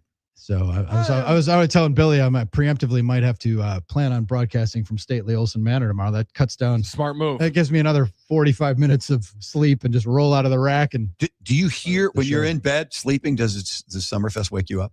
The music? Well, it's hard to fall asleep. I can, that, as long as the BMO stage is going, it's almost like I'm there. So I was gonna say you're in the living room. Wow. It's also like what's happening, so it's like, man. But yeah, can't just I mean, if leave. I turn on the AC and close the windows, I could probably, depending on how tired I am. But I want to be awake. I want to be I was gonna there. say That's if what you I'm really saying. wanted to, you could use those sweet. I was thinking about being on the headphones they grounds gave us. until about 9 anyway, and then I was going to dip because, all due respect, Armen, I'm not that big a Third Eye Blind guy. No, that's fine. Everyone's got their bands. Yeah. So We, the Big Bang is like one big finale too. It's short, but it's loud. Yeah, It's and really they, loud. They record it and they show it on Channel 12. They'll fire it up on 10:30. TV. Yeah, Oh they yeah, fire it people up be on TV. juiced on there. They used to do that as well with the 3rd of July fireworks. Now I don't necessarily know that one. Last year was a drone show for that. I think. That was always a slow build. It's a drone show this year too. Oh come on. Yeah. All right, so the headlining bands tonight late are America 250. We're doing a drone show. Oh, but Summerfest and I almost just cussed. Harley, is it? Harley, I think. Yeah, they're doing a fireworks show on the 3rd of July, or maybe that's on the 4th, and the 3rd of July is the drone show at the lakefront. Yeah. With these drone shows better not put Phantom Fireworks out of business. I'm All with right. you. All I want to know is once you get past Lamira, that you're still pulling off at any gas station. You're going to still see a tent full of fireworks. I don't want to see this ever go away. Where all of a sudden you're like, no, but sweet, look, I got this EX450 that we're going to fly around and do some creative tricks with. I got the massive flyer in my mailbox yesterday for, you get $300 of stuff for $100. Yes. Or $250 for one. Just all these huge, massive coupons for fireworks. And all you got to do is get one of those really long candle lighters. Because if you use that one that you bought at the shop, it's going to be a little bit dicey. You're going to be a little too close to that Roman candle. Tonight, the dulcet tones, in addition to the fireworks, the dulcet tones of Charlie Wilson from the Gap Yeah. Band will be. There we go. That's the stage closest that I can hear. But then I don't have tickets to Megan Maroney. I'm sure that'll be a fun show. She is on fire right now. I mean, and has been really since she came out with Tennessee Orange, her first single. She's really good. I like her songwriting too. She's a talented artist, and that place is going to be slam packed. It sold out almost immediately, except for single Now, seats. So my boy KB is a big fan of Taylor Acorn. Yeah. That's a 5:30 show. And then Third Eye Blind, that's the same stage. But Passion Pit, I've seen and don't need to see. And the Modern English into Echo and the Bunnymen, that's like walking into a interesting, college right? party. Like that was the soundtrack of my college years. Echo and the Bunnymen. Echo and the Bunnymen. one of the greatest titles for a band of all time, and of course, Modern English. That's us. I'll stop the world and melt with you. Yeah, right? that's right. How many food commercials have used that song? And Taco Bell used it. I think, right? So I'll be strolling around the grounds. We'll see. And I'll see you but later. yeah, but I mean, if I was going to go, I'm not going to sleep till 11 or 12 anyway, so I might as well be on the ground. Yeah, you might as well be there having some Might fun. as well take the walk over. You know, I've said this before, and it's still my favorite part of that festival is discovering bands I've never heard of before. Maybe it's Post-Sex Nachos today. I've heard good things. I've heard good things, yeah. What? Brilliant band name. Who's the, let's see. Post-Sex Nachos? Post-Sex Nachos, yeah. They're there. There's a Not band bad, Billy. that I listened to a lot yesterday because I finally started Definitely can't have scouting a little bit, you know. And I can't. Who was it? Oh man, I'll find it. Anyway, it's a show early evening, so I'll be able to watch that before I get back on the freeway flyer. The Bends at the Uline Warehouse tonight. The Bends, the BENDS. Good band. Good band. Opening for a Third Eye. Yeah. There you go. Is that referring to like the malady that people have? When I you got the bends. when you surface too soon, when you That's true. scuba dive. Your logic is not flawed. I think. I don't know. I feel like that's just. Could also bend a string on a guitar. Oh, there you go. That's There we go. probably the reference. I don't know. I'm still caught by Post-Sex Nachos. I Yeah. just like makes sense. You can't have them pre. So like if you're gonna have it as a band name, definitely would be Post. Yeah. So. Yeah. You could, So would you go for Justin's nachos right now? Justin's telling me get yourself some earplugs, Drew. got It some worked for sweet him when he one from worked Summerfest. when he worked third shift.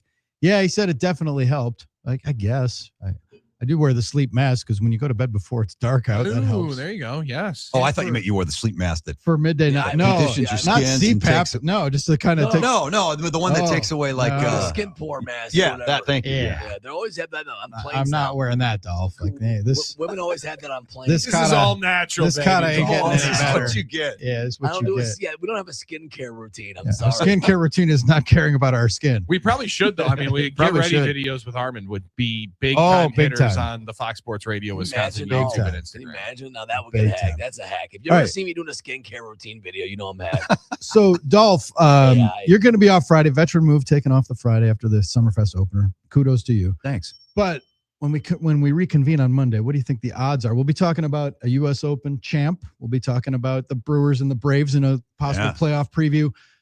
Will we be talking about those misty watercolor memories of the Giannis era? You think Giannis will be a buck, or will it wait until Tuesday? Will we get a resolution in the next, what do you say, Billy, like 72 hours or? Yeah, 72 hours is a good line of demarcation because I think if it's going to happen, it's going to happen within the next 3 days, and then there's going to be a It will. So 2-day Jimmy waiting. Haslam's before the draft will know because the draft is coming up hot. Comes up on Tuesday. Comes up very So soon. We're either going to be on the cusp of Giannis is gone or Giannis is already gone, I think. Yeah, that's probably what's going to dominate the headlines on Monday, I would think. Yeah, if we take Jimmy Haslam at his word. And why wouldn't you take Jimmy Haslam at his Yeah, why wouldn't you? Oh, sure. Right? Sure. Well, the other thing is, and I saw a couple of folks saying this yesterday and letting this one, the longer this does go, I think it does open up the door a little bit to, we're going to put a large sum of money right in front of your face, and you're going to have to say no. Say no. You're going to have this pen in your hand and say no to $275 million. This is where it's just so dumb that he can't sign that till October. Well, what's magic about October? Let him sign it August 1st. Right. Or commit What are we to it doing? and say, hey, we'll sign it. Yeah, until what July are we 1st. doing? Like, why? Like, what if? And here's the thing: what if it's a rug pull? He agrees to sign, but I can't sign till October 1st, and then he has an injury in camp and he's out for the year. It's like, whoops, we're taking that back. Actually, Never we're gonna mind. pull that one right on back. Possible. So where's his? It's a dumb, arbitrary NBA date. I don't. No one can explain to me why that he's not eligible to sign that until that date. It's all just on when he signed the last one. And at some point, It's dumb. you pulled the last one and waited for the last one, waited till the last one, waited for them to go and sign Dame, waited for them to go and make a trade for that. So at some point, he's asked them time after time after time, show me you love me. Show me you love me. Show me what we're willing to do. They kind of have every single time. Now they've been able to give the bag once again. And we'll see if push comes to shove, if they show him the door, if they show him John Moran. What are the odds that they just simply ask too much and nobody wants to pull the trigger on a deal? Pretty good right now. I think some of that is the case, Dolph. Yeah, that's what's happening. Well, and the problem there is that so what is Giannis's value? Because I heard Simmons and Doc Rivers talk about that. I saw that. Yeah. And Doc said, he's not playing in Europe and he's going to be healthy. Well, okay, but what kind of player are you getting? Because we haven't seen him at the end of seasons and in the playoffs the last couple of years. So there's that calculus, but the Bucks have to, like I've said, you can't replace him with the Bucks. No. No. And his value and his impact on the city and the love, the bond. But you have to understand that You going can't in. replace him. So, but then what's the closest approximation of it? And that's the question. Well, the big rumor was, and I kind of liked it if it was going to happen, was Karl Anthony Towns and that package, but that's not happening now, not after what just happened in New York. Yeah. Shot. No, and the other thing is, you still have to be the one to live with. You're the guy that traded Giannis. Yeah. And at some point, the one that pulls the trigger. So that's where I think the Bucks have been reticent of. There's really no, outside of the self-imposed deadline that our owner decided to throw out there at the interview and at the press conference. There's really nothing holding us back. We can wait again until the deadline, and then you could ship them off. The other thing is, nobody's seen Giannis miss a shot now in 5 months. Yeah, because the only thing they're showing every single day are highlights. It's in me and people. It makes it a lot tougher to say, why don't you wait one more week of seeing big fella rumble through some folks? And I know maybe you will add some. It's hard for him to stay healthy, but he's only 31, right? Still a young man. Yeah. A lot of miles on the tires. There is, but you see guys, and he goes 1,000 miles an hour. That's the biggest difference. You see guys that are much older than him that are still unbelievable in their careers, like Steph Curry and KD and LeBron. But because the fact that he plays so hard every single minute, I mean, everything is real to him when it comes to every minute of every NBA game. He doesn't take them off, well, unless he's taking them off for. That's right. Well, he didn't want to. The team wanted him to. Right. Let's be honest. That's fair to say that, isn't it? Yeah. Isn't that fair to say? The team wanted him not to play. He wanted to play. Yeah, he wanted to play, and they let him play. Tried to sue for him. Right. That's right. Yeah. That's but the didn't win the case. Didn't win the case. So I'm not saying that he was necessarily the one that was right, but he clearly wanted to play. At least I would say. I don't know. I mean, I think he's still going to be good. For how long we don't know. We can't. It's hard to predict injury. Yes. You think he has wear and tear, but hey. I don't think he wants to. We always say he doesn't want to be the one to say I want to trade, but I also think Horst doesn't want to be the one to actually have to trade him either. To your point, Billy. So the only thing is that self-imposed deadline by Haslam, and then you sit around wondering, well, why did he say that? You didn't want to be the bad guy. Some would say it cost you a title. Yeah, we'll see. Hey, Jimmy, you go tell everybody because you already have kind of this Cleveland type background where people look at you with the side eye anyway. So why don't you go ahead and take this? Jimmy did keep Myles Garrett and then traded him a year later. And traded him a year later. Well, that's the thing. Which is like true. You also signed him on October 1st, Drew. That also then means the next arbitrary date of like March 13th is the first day that you can trade him. Yes. Player you just signed to. Then the trade conversations fire right back up. If nothing happens this summer and he signs, that conversation will start up right back again with the trading. We will. Dolph, thanks. Have a great time at Summerfest. We'll see you down there. I'm sure we will. I will be down there patrolling the grounds early and often. All right. Thanks, boys. Yep. See ya. Take a quick break. You're in the Huddle, Fox Sports Radio, Wisconsin.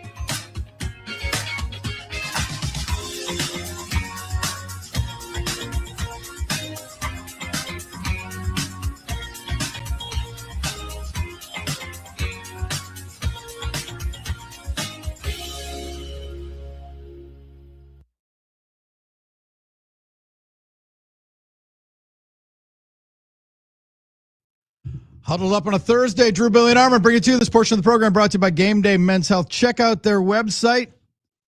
Find a clinic near you and book an appointment. They do it right at the top of the website, above the fold. Make it easy for you. Find a clinic near you. There's one in Middleton, several in the Milwaukee area, 400 in the U.S. and Canada. Testosterone therapy, peptides and vitamins, weight loss, anti-aging, longevity, hair loss, sports injury recovery, sexual wellness, and ED. Check them out. They can help you with a number of maladies. Change your life for the better. GameDayMen'sHealth.com is the website. Shout out to Patty and Abby and my friends at the Brookfield location. Visit GameDayMen'sHealth.com. Summerfest opens officially tonight. They're live on the news from there. They're getting ready for a big parade in New York. How about Jalen Brunson and Josh Hart throwing out first pitches at Yankee Stadium, getting embraced by the crowd in the Bronx? Yeah, and getting to do it right after, Wemby did it earlier this year when he threw out a first, or last season when he threw out a first pitch at a Yankee game. People were throwing those side by sides together. Okay. What a good embrace for those two guys. They're having themselves. Based on what happened in the last week, is Wemby the face of the NBA or is the NBA's villain? Will the NBA fandom be poised to root for him or against him? I think he quickly had one of the greatest. I heard Simmons say it: the hero to villain arc that you've seen in a long time. I didn't hear that. Yeah, great minds think alike. I'm channeling Bill Simmons. Yeah, I mean, but Drew, I totally do. When you go from the not shaking hands with guys, I know was a conversation in the 80s and the 90s. People hate that forever. I actually don't think it's that big of a deal. The last thing they want to do right now is shake your hand. They're celebrating and having a moment, but I would say it's a bad look and it's bad press in the moment, but it doesn't last. Very true. Stain you forever. Yeah, right? It's like Isaiah and those guys. Okay, and it's a bad look. If you win enough, people will look at everything in a more rosy light. They'll call they'll call you a competitor or something. Yeah, to me, the one that I hate getting over is we dominated for most of the series. No, you didn't. They led 75% of the series, but not at the end of the game. No, but they got walked down at the end of it, and I also think the way it happened, like you show your work to the process of it. Brunson walked them down every single fourth quarter, and they just like prey got hunted late. And I think that's the part of it for him that's going to be the toughest one. Is he clearly got gas at the end. He had it all wrapped up after the OKC moment where he's celebrating, acting like they had won the title. They didn't win the title. Now I can go all the way back to campaigning right before the playoffs. I should have been the MVP. That one I thought was kind of bogus in the moment. So I think he's going to start with he flipped from when LeBron went to the finals with the, Boobie Gibson and company team to it took him 4 years and he had to move to Miami to be the NBA's greatest villain. I think Wemby did it all in about 5 games. And narratives change quick, and it could change just as quickly for him next year when he has a big year, wins MVP, and wins the title. We'll see what happens. Tossing Brunson in the head, that doesn't help. We shall see.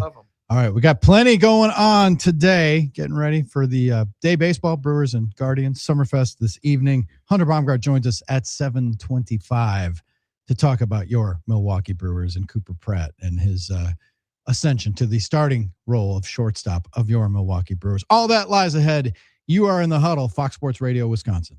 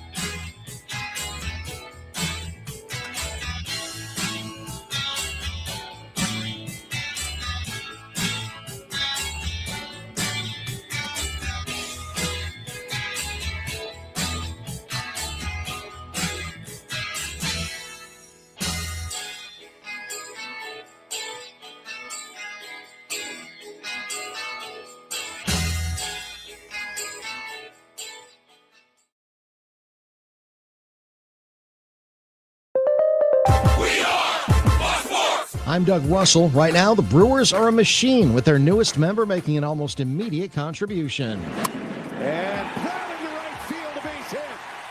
One run is in. Freeland. Perkins will stop. Cooper Pratt has his first RBI in the big leagues. 9-4 Milwaukee. Have a day, Cooper Pratt. BA on the call on Brewers TV. We haven't heard Coop chants at a Brewers game in over a generation. But Cooper Pratt, his first career hit, his first career RBI, all on day two. The Brewers beat the Guardians 9-4 at AmFam Field. The Brewers go for the sweep this afternoon. Great night to be a Badgers hockey fan at the PWHL draft. KK Harvey is taken number 1 overall by the Vancouver Golden Eyes. Teammate Layla Edwards is the number 4 overall pick by San Jose. Lacey Eden goes at number 5 to Las Vegas. Hurston Sims picked 8th by the Toronto Scepters. Vivian Jungles goes at number 11 to Ottawa. The final hour of the Huddle starts now. I'm Doug Russell on Fox Sports Radio, Wisconsin. Good morning, Wisconsin, and welcome to the Huddle. I'm all for someone huddling if you have something to say. It's time to wake up and talk about the teams you love. Everybody wake up! Everybody wake With the guys you love. It's just about getting the group together. I need you need me today. Let's keep touching each other. Let's make sure we feel each other. Let's make sure we smell each other's breath. Watch us on YouTube, Facebook, and X. You need 15 or 20 huddles to correlate with the number of cameras. Take the cameras off the field, then there'll be no huddles. Now gather around because it's time to huddle up. West left slot, 323 wide stick on one. Ready, Biller for blitz. If it looks like man coverage, I'll check. I'll go 200 yes. You got to cut and crack. Now cut and crack. Red right 18 Bob on one. Ready, cut him and crack. If you look at this play, what we're trying to get is a seal here and a seal here and to try to run this play in the alley. We got exactly what we got to do. All right, that's all we're going down to. Let's go out and kick the tail. All right? 1, 2, 3. Keep doing what you're doing. You got to sit down now and make the play. Be right, all the way outside. Wide, left, fake, 396 bag, D-hand, C-puck. Is that long enough for you? I want you to be proud of your profession. It's a great profession. Go out there and play this ball game like I know you can play it. With Drew Olson, Mythical, legendary figure. Bill Schmid, Oh my God, this man's been out all night. and Armen Sarian. Zip, don't get scared now. Sanchez, we ready? Fox Sports Radio Wisconsin is on the air.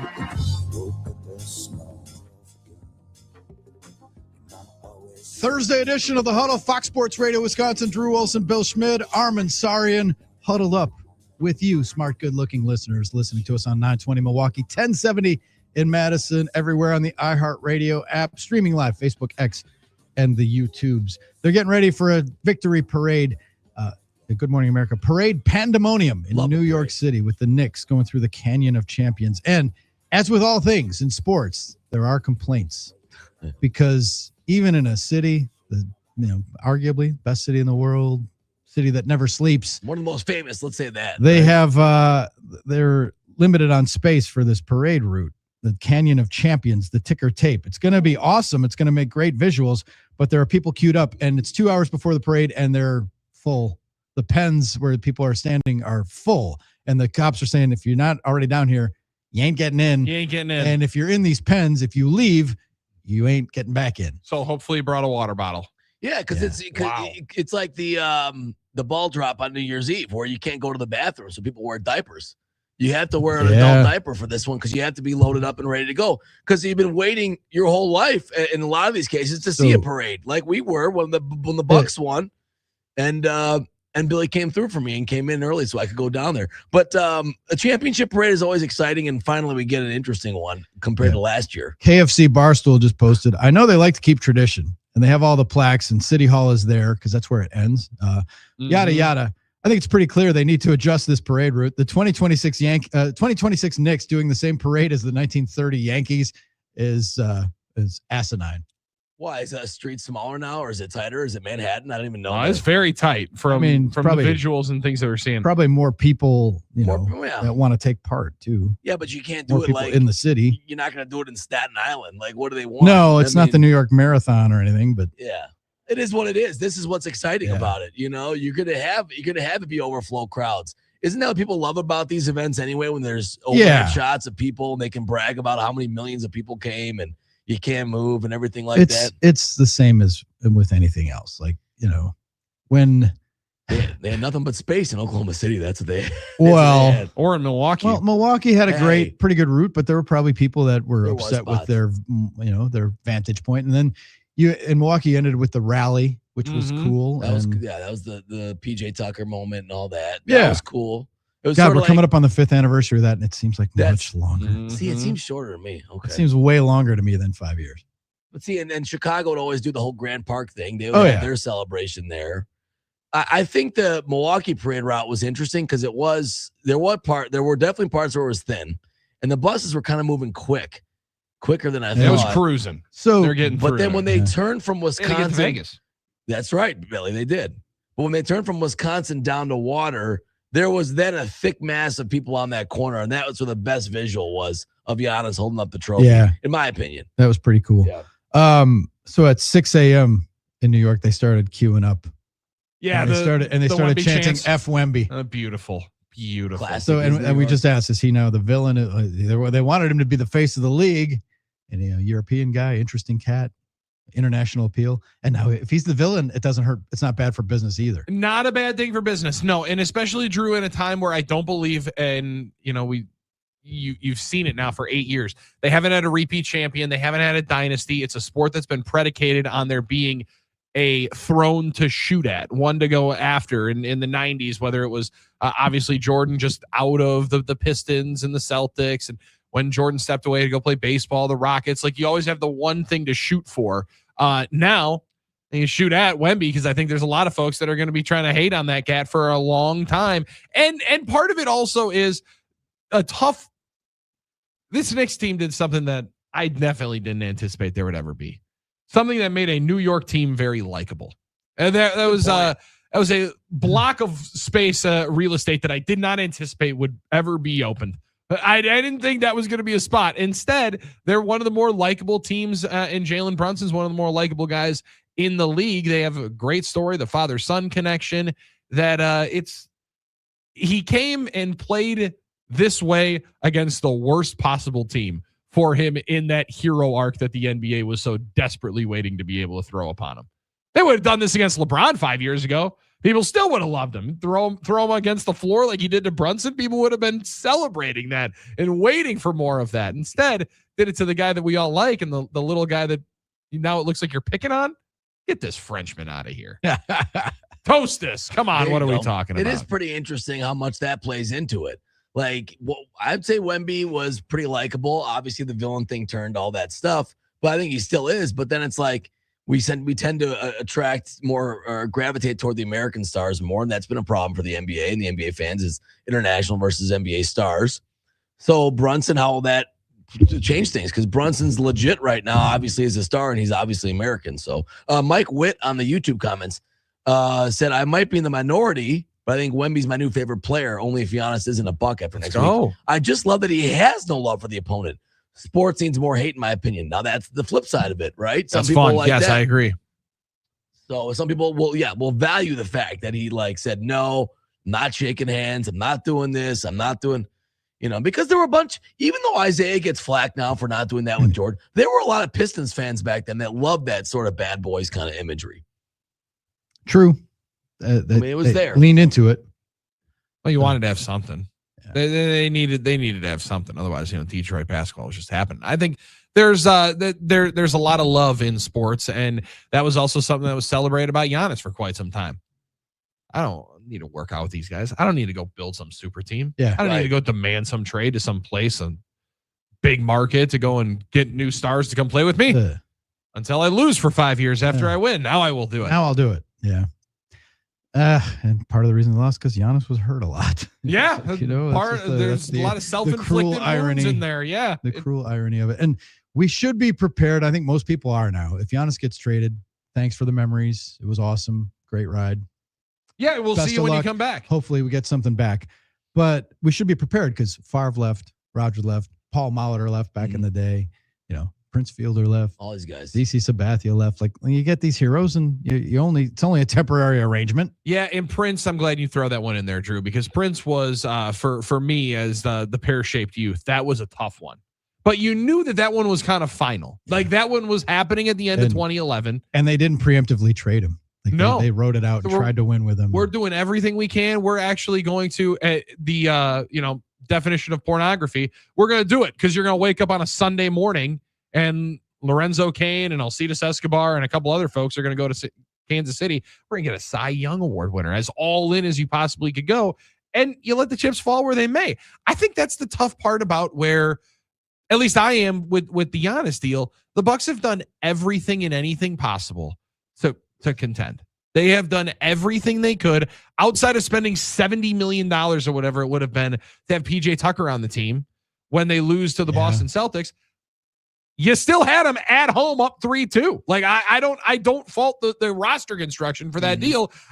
Somebody needed to be able to match Jason Tatum's 46 in Game 6. So there's a part, and then you had to get Grant Williams in Game 7 where he knocks down 7 triples, and that's why you get bounced. Like, this is the part of it. So I struggle to say that there's blame on the Bucks side, and when the grass wasn't as green as you thought it was, Tough end up getting going. So, like, it happens before. He's not the first guy to do it. I think the one part of it, and I wonder if there will be some Bucks fans that do, that everything that you kind of were told wasn't going to happen, everything you told was different about Giannis, did end up kind of being true. Like you end up getting at the end of the day, it's not going to work here. Well, we're going to go somewhere else. Like a lot of NBA superstars do.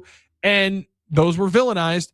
This one at this point hasn't been because he hasn't been public about it. But I think we've seen behind closed doors and seen too many of the tea leaves to kind of know what this has been. By the way, Giannis posted a picture of Nike shoes yesterday. I don't know if this is the next line. There wasn't really an explanation. All white, but they're pretty sweet. They look nice. Oh yeah, they look pretty fresh. Yeah, all white. The Caitlin Clark shoe dropped. That's a big story too. So it's kind of interesting. I don't know if he is also very much enjoying this. You can tell online. Yeah, you can tell he's enjoying being the girl that everybody's waiting to ask the prom. Like and good for him. You should.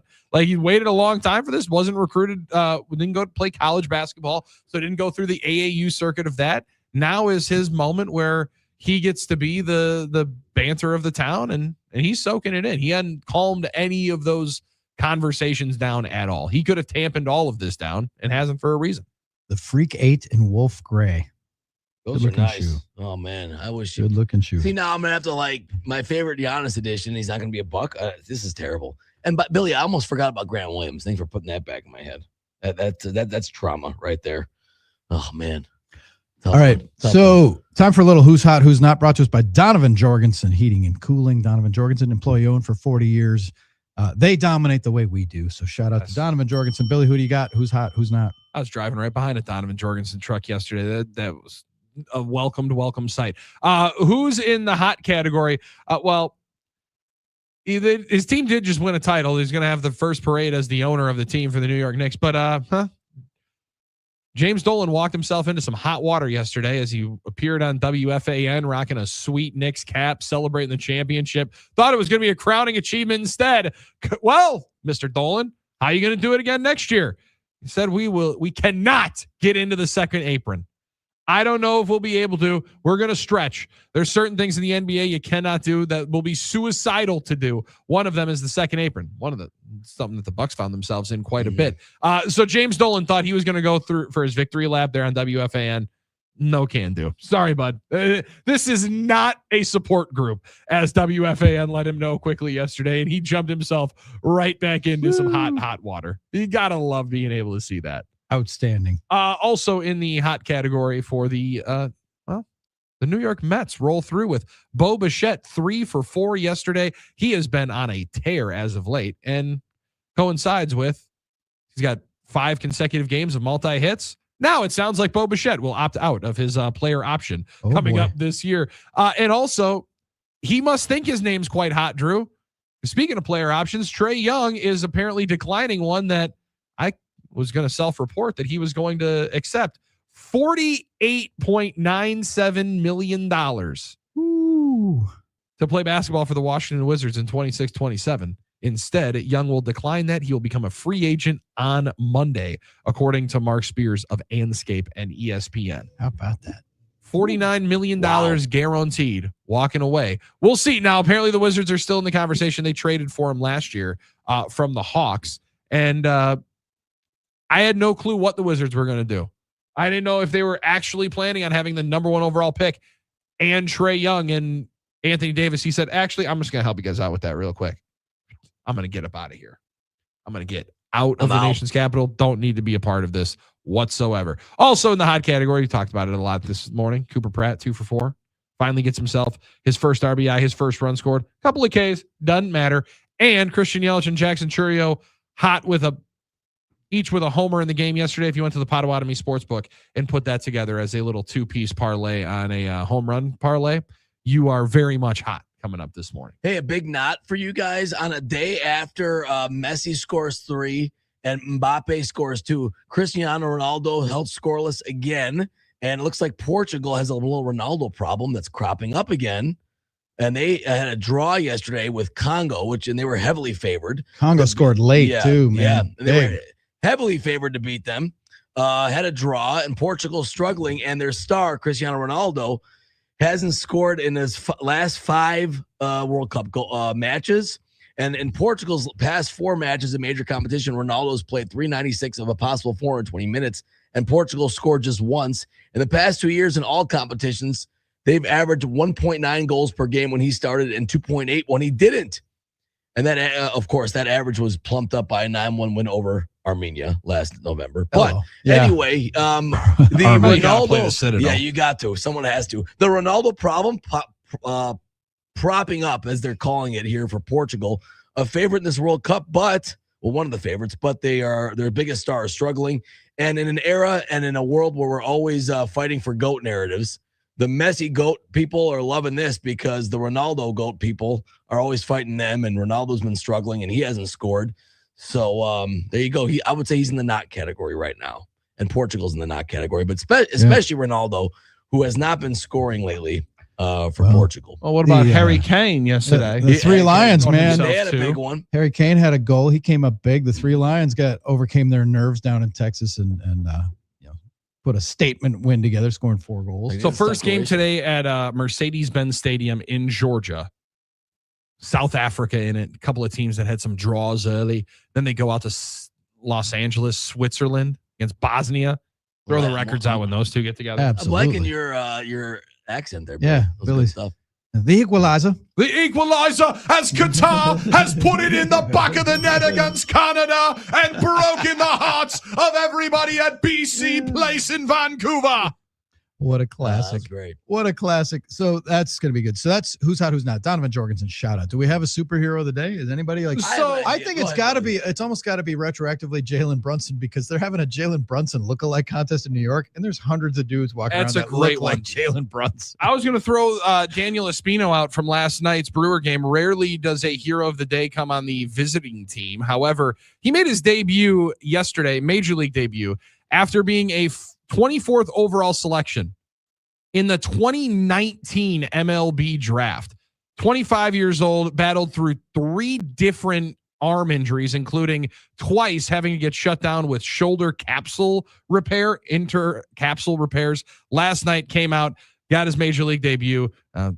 Sadly, was a little bit better than we would have anticipated. Grandma wasn't even ready for it. They kept showing the Espino family on the broadcast when he pitched the 7th inning, clean, 3 up, 3 down, 2 strikeouts in there as well. Grandma was eating ice cream. Mom was crying in the crowd, and Daniel Espino finally got his big league moment yesterday. That was cool. I saw that. Loved it. Also, a really quick shout out yesterday, Travis Diener. I saw this on Carly Morata's story on Channel 4. Travis Diener had his special basketball camp in Mequon, and surprise special guest Dwayne Wade. So that was cool to see. Dwayne Wade showing up in Mequon for Travis Diener's camp. Carly had a little bit of sound with them and interviews and stuff. Really great stuff if you go find it. And it's just good to see those two continuing the relationship, staying close through all these years. I love it. Warms my cockles, as you know. Nothing warms Armen's heart than seeing Dwayne Wade hanging out with his boys from Marquette. Yeah. But nothing warms our heart like seeing the superheroes from Current Electric coming out and saving and making your lives a lot better. And sometimes saving your bacon, whether it's by installing a standby generator, lighting installation, helping you put some extra money in your pocket with some solar panels on that roof. Superheroes at Current Electric will have everything up to code, ready to go. Call current.com, Drew. That's the place to be. That's the place. No question about it. This is the place to be because we get to sit here, chop it up, talk about whatever pops into our brains at any time. Yep.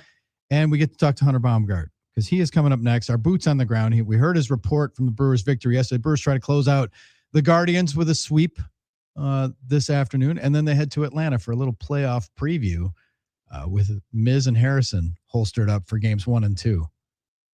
Be a good test. 2 of the best teams in ball going to go at it this weekend. Big time. In Cobb County. Hunter Baumgardt joins us next. You're in the Huddle, Fox Sports Radio, Wisconsin.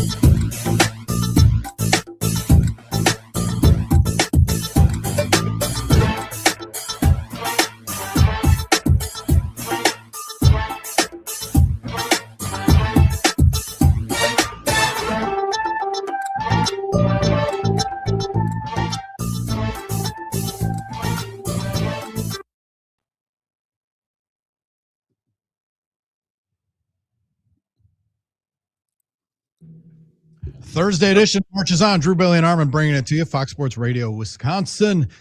Pleased to be joined in our little lounge here by Hunter Baumgardt, our Brewers go-to guy, our boots on the ground at the ballpark, host of the baseball pregame show and Milwaukee Baseball Tonight, which airs tonight after the Brewers and Guardians play. Good morning, Hunter. Good morning, guys. How are we doing this morning? Fantastic. Thank you for getting up early after a night game. We listened to your report earlier. We know you got an interview with The Miz to promote tonight. Oh, exciting. On Milwaukee's Baseball Tonight. Yeah, exactly. A myriad of questions, myriad of topics we covered, from William Contreras' impact to Pat Murphy's impact on him to how he stays grounded amid the hype, how, I don't know. We covered some Pokemon Go night was last night, so I had to ask. All right. I was just going to say, Hunter, it doesn't right now. Miz is going on all these podcasts. He's bouncing around. He's becoming a little bit of a sensation, understandably so. But it feels like that's the fruit that does have to get cut off the low-hanging part, right? You got to get some kind of Pokemon one in there. It being Pokemon Go night, did he get the hat? Is there at least a little bit of a tease? Did he try to buy the ticket package for his friends to be able to get himself one of those sweet hats that they were giving away? Yeah, see, we need to follow up on that today. I know he said his fiance is more into Pokemon Go than he is, actually. So he didn't get as much into Pokemon Go specifically, but he did. Obviously, he's a Pokemon guy overall. So I'm sure he enjoyed the little symbols that were for the outs and strikes and balls last night overall. He's probably an OG. He was probably playing on the Game Boy Color. Could be, dude. That was where Pokemon really lived. On the Game Boy Color, Game Boy Advance a little bit, but on the old Color, Pokemon Red. All right, Hunter, here's one. I don't know. I'm going to throw you a hard one right now. Where does Cooper Pratt land already in the top? Is he in the top 5 of interviews in the clubhouse right now already? 2 games in. We were talking about that last night, and boy, there is an argument for it for sure, because we love it. I mean, he's kind of animated. He describes each detail of every story. You ask him about his first hit, and he's going to tell you about, not only the hit, but running up the line and getting to first base and every detail of that. And then he's kind of like, we were kind of comparing. It's just like a kid in a candy store, kind of that attitude the last couple of days of like, I'm here and oh my gosh, this is all happening. And it's just kind of like, it's not that he doesn't know how to process it all, but it's just all kind of coming at him at once. And he had, of course, the debut one night, and then the following night, last night, is the day he gets basically everything. The hit, the RBI, the run, the stolen base. And so last night he was maybe even more animated than he was the first night. But boy, he's been fun to talk to the last couple of nights, and he'll give you good answers. He'll give you thoughtful answers. He'll think about your question and really give you an insight into what he's thinking at specific moments. So I think he's top 5. Yeah, I really do. That's a good point. I think he is. I love it. It's going to be a tough one to beat. I mean, like when you're able to also then add it in with the excitement and the production, it'll work. The play on the field has been good from him as well. You see the foot kind of get stuck in there and fire it over the head of the first baseman. You could tell there were some nerves. But Bryce Terang as well, being a gentle soul next to him, a little quieter soul in there, and a little difference on the middle infield. However, like being able to see the arc of how his bat came along after, but the glove continues to play. How much do you think that's going to play into his development of seeing somebody that he's going to work with every single day, who probably went through a lot of the same, maybe slower development offensively than what some people would like? Yeah, both nights. I mean, Cooper Pratt got a front row seat to some amazing plays. First night was the double play where ground ball to Bryce Terang, he tags the runner, throws to first. And then last night he made a great play coming across the base and doing that jump throw. And Cooper Pratt gets a first row seat to that every single night. And I think it is going to help him immensely. Pat Murphy talked about that a little bit before the game yesterday, talking about how he thinks Bryce Terang is going to have an impact, in his way, in whatever way that is, whether it's leading by example, whether it's some comments here and there. Terang talked about it after his debut Tuesday night, talking about how he just wanted to be there for him and whatever questions he had, whether it's signs, whether it's just whatever it is, know that he can come to him. And Cooper Pratt said last night to Sophia Minard on the field, like, these guys have been great. It's an open door policy. I can ask, any question that I have, and they've been really great. So I think it's going to help his development a lot. And it's wild to think about Bryce Terang in that kind of eye because he has only been up here for a few years, but he definitely, when we talk to Cooper Pratt, and their lockers are right next to each other. So they are going to be spending not only time on the field together, in their positions, but also, Cooper Pratt's locker is right in that line of infield. They're Tees, Pratt, Turang, Yelich. He's also by Yelich too. I mean, that is going to help him so much. And I've seen him talking to Yelly a little bit as well. I just think Bryce Turang is going to lead by example. He's also going to be talking. And last night when we were talking to Cooper Pratt, it looked like Bryce Turang was kind of like the proud dad over there at his locker, just kind of looking over like, oh yeah, like he was enjoying listening to the questions we had in the conversation. So I'm excited to see how that relationship grows, and that's going to be really fun. Ortiz and Turang defensively have been really fun to watch for the last couple of years in the middle infield, and I think you're going to get the same thing with Pratt and Turang. I think so. When Cooper Pratt hits his first big league homer, it will, ostensibly, it'll be the third of the season by a Brewer shortstop. People who've been bemoaning the left side of the infield, Brewer shortstops have combined for 2 homers so far this year, and third base 1. Can't get any worse.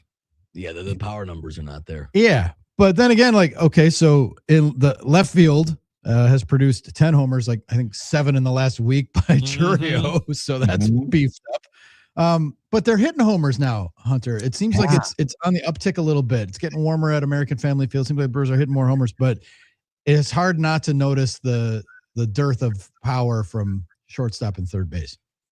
It is, and that's why you bring him up, right? You knew that your defense was pretty good when you had Ortiz and Hamilton over there, and Rengifo at times, but overall you knew your defense. But look, the reason that you were trying to get Cooper Pratt up here was on the offensive side. Like, of course, you want him to get reps, and he's the shortstop of the future, and you signed him and all of that.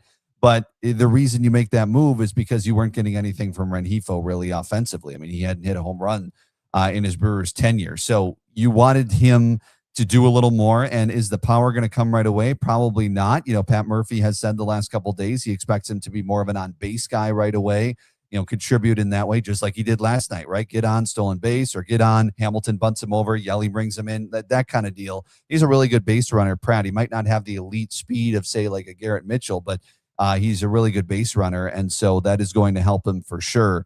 And so I think that is where you can see Pratt more, contribute more. Last night he's in the middle of those couple of rallies, and that's just not something we've necessarily seen from the left side of that infield very often this season. And then on the home run side, I mean, they are hitting home runs, and there's a reason, they've won 4 of 5 here on this homestand, and that's a big reason why they're starting to hit the long ball. And you mix that with the type of offense that was winning them games, over the stretches in late April and May.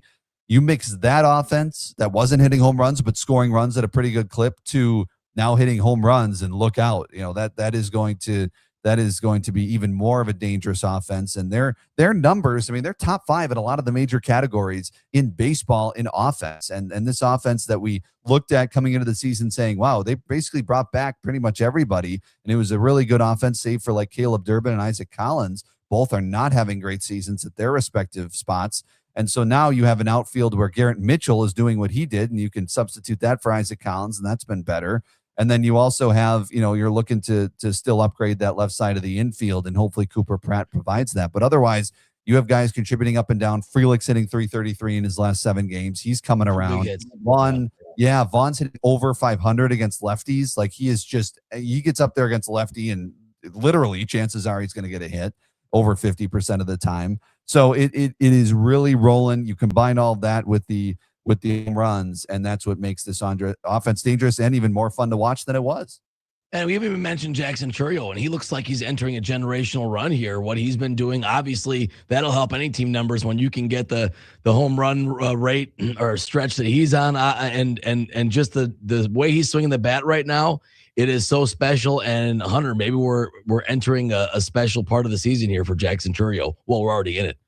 Yeah, it seems we're in the midst of it. 9 home runs in his last 17 games. So he's averaging a home run every other game right now. And he, after that home run last night, tied for the most homers in baseball in June. And it just, he just looks so confident at the plate right now. And it's rare that there is an at-bat that he doesn't look competitive in. It's just very consistent. And that's the great part about this offense is Yelly had a home run last night. Churio with a home run, Terang had an RBI. Like they had different guys contributing. Bowers didn't have a great night, but everybody else picked him up. And that's what's the mark of a good offense, right? When one guy isn't doing, doesn't have a good night, the rest of the offense can pick him up. And that's having different contributors up and down that lineup is key. You look at the other side of the Guardians and you're seeing kind of why, they are, you look at their offensive rankings and they're, bottom 10 in a few categories, including batting average, because they're just having a rough year. And of course they're out some guys, obviously Jose Ramirez and Lauder hasn't played in the series. And so they're out some guys. They got the grand slam last night, taking advantage of some poor pitching, as Pat Murphy called it, a Brandon Sproat. So, but you can see on the other side what an offense that just can't quite get it going looks like. The Brewers are that opposite right now. 9 runs again last night. Is it Daniel Schneemann that hit the grand slam? What's his name? Daniel Schneemann. Schneemann, yeah. His nickname's got to be Schneemann. It's got to be Frosty. His nickname's got to be Frosty, right? Because Schneemann in German is snowman. That works, yeah. I think that's got to be Jeff Levering's nickname, because he loves dropping the snowman whenever the Brewers get to 8 runs. It is like one of his favorite things. I love it. No question. Hey, Hunter, I was digging the reaction. Didn't dig watching, Brandon Sproat walk off the mound, but I liked his reaction afterward. He's like, he seemed kind of pissed, like it was a cramp, and he seemed. I'm like, he might have some dog in him. We're just getting to know Brandon Sproat, and I like what he's showing on the mound, but I kind of liked what he said at his locker. What was your take? Yeah, I think everybody needs to hold out a little bit on Brandon Sproat. I know there's been some rough spots, and he's still, you got to get him some bigger pants. We got to get him some bigger pants. I'm going to say this right now. Comfortable, man. Dude, those things look painted on. We need to get my man one size up. He's got to get out of the kids' youth mediums. I apologize. Go ahead. No, you think, maybe that contributed to the cramp last night. I mean, thank you, Hunter. That's what I'm saying. All right. There's some circulation in the blood. He needs compression. I don't know. Maybe that's the case. I think last night, I think it was just he was not happy he came out of that game. Obviously, he said, it feels soft to come out of the game and everything like that. I don't know if he is, you really liked how he looked in those 3 innings, right? 9 up, 9 down. And then it just kind of the wheels came off a little bit in that 4th inning. And I wonder if that, I know probably that cramping contributed to that 4th inning. Pat Murphy was more like, it's still poor pitching. He just lost his focus. That was what Pat Murphy said. So he's still hard on him. He still wants to see better out of his young pitcher. And I think that's a sign that he sees signs in Brandon Sproat. He can be really good. We're seeing it, right? He went 5 innings, 3 earned runs against Colorado at Coors. Not bad. 6 innings, 1 run against the A's in Vegas in a hitting friendly environment. And now you sit and you go 9 up, 9 down against the Guardians last night, and then you get to the 4th inning and the wheels fall off a little bit, and then you get the cramp, and then he leaves. So I think we just need to hold out a little bit. Hopefully he's showing glimpses, and he has these really good stretches in games. Can he hold it and get like he did, the Vegas start? Can we see more of that? Hopefully we can. And the stuff was good to start yesterday, the first 3 innings, like you mentioned. And Billy, I got to say, I'll take a second look and, man, they look like skinny jeans. You're actually right about this. Dude, they're way too tight. Now, he wants to show off the thighs. I mean, skies out, thighs out. It's leg day. He doesn't miss it. Maybe that's what the deal is there. I'm not really sure. Oh, I mean, he's competing with Cal Raleigh. Yeah. Man's got a dumper. Yeah, but, we could lock it up just a little bit and loosen just a tick, and maybe it'll be a little better. Anyway, what about – I wanted to ask you about Christian Yelich, Hunter, because he feels like sometimes just – see Yelich on the all right, pencil in at least 3 really good at bats, probably going to walk 1 time, but his numbers are really good at the top of the lineup. I've not known he's gone up there a couple of times, dropped him back down. Feels like they need him as the run producer. Then kickstart him, fire up at the top of the lineup, move around, but they haven't solidified anything up there. Is that something Murph would prefer to do? Is have it kind of loose near the top of the order, or do you think it would be in a perfect world a Yelich, Churio, Terang, Contreras, because that 1 through 4 is pretty dang good? Yeah, I think they're just riding with him in the leadoff spot, and I think it's going to be until further notice. Kind of, I really think that Pat Murphy likes him there. It's funny. I was just thinking last night that I want to ask Murph about how he's liked how his lineup has looked with him at the top, because he was hitting cleanup a lot, and of course they had guys in and out of that lineup. But now that they have their full complement, I think it makes sense. It also takes kind of the pressure off him of, okay, we don't need power out of you. Just get on base. And he's one of the better guys at getting on base, through his career. He just, he finds ways to get on, good at bats, finding ways. So I think it makes sense for him. And then he can pop a homer sometimes as well with the home run last night and the leadoff home run in the first inning last night. So I think it's working overall. And then, if Cooper Pratt and David Hamilton are at the bottom of the lineup and you got some speed on in front of you, maybe you can, put it in the gap somewhere, and then they can be able to run all day. So I do like what he's doing. I'm interested to see if that continues to be, down the stretch. If we go another month into the All-Star break and he's still batting leadoff and then they just kind of ride with it the rest of the way, I am interested to see if that's the case. Otherwise, I mean, Chourio, it makes sense for him in the 2 spot because he's producing a lot of power right now. You could argue even he should be in the 3 spot, with guys trying to get on base in front of him with the power surge that he's having right now. But put him in the 2, that's fine. Terang and Contreras are machines back there when they're on. Terang obviously has been in a little bit of a slump, but hopefully he's coming out of it. Got a run driven in his last couple of games now. And then you got Bowers and Vaughn and Frelick's hot, and Mitchell obviously has done well over the last month. So I think I like how it sets up, and I think Murph likes how it sets up, it seems. All right, Hunter, on the way out here, my favorite thing, like the hidden moments in the game. 8th inning last night, Brewers get base hit, double, base hit, Cooper Pratt with an RBI. Like, okay, they tacked on insurance runs, which is great. And they didn't need them per se. But that let them sit McGill down and use Grant Anderson in the 9th, and then he had a clean inning, and you didn't need to get like the main guys up. Little moments like that, like people don't, it just washes away down the river. But that's a big moment, and for me, it's like, okay, now McGill's got another day of fresh arm. You didn't have to burn him because if they pitched him last night, they might not have him today. You know what I mean? How everything sets up.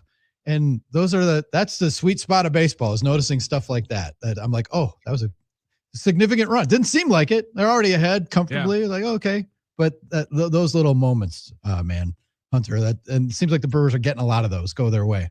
Yeah, and what led to that was Pat Murphy pulling his bench guys and hitting Vaughn for Mitchell. Boom, you get on base, right? Sanchez came up, hit the line drive, didn't get a run in, but overall, like he was emptying his bench a little bit there and saying, you know what, we're gonna try to get McGill an off day here and trying to add out a run or two, and he could kind of smell blood in the water, so to speak, and that's exactly what he did. And running for Vaughn, like putting Perkins in to run for running Vaughn. For Vaughn was huge. Exactly. Totally.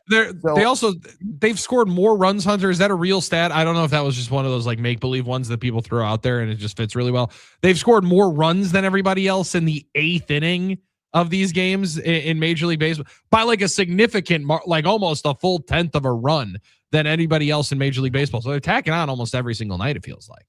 It's believable for sure. And in a game like last night, see, this is where Cooper Pratt kind of opens up your infield because of Cooper Pratt being there at shortstop. Okay, then, hit Gary Sanchez for Hamilton. You can hit Vaughn for Mitchell. Okay, you put Perkins center, then you put Ortiz at third. And think of that 9th inning infield then. Ortiz third, Cooper Pratt at short, and Terang at second. I mean, it's hard to beat defensively that type of infield. So that is what you're kind of working with now that Ortiz has become that utility guy and that guy who can enter in late in a ball game.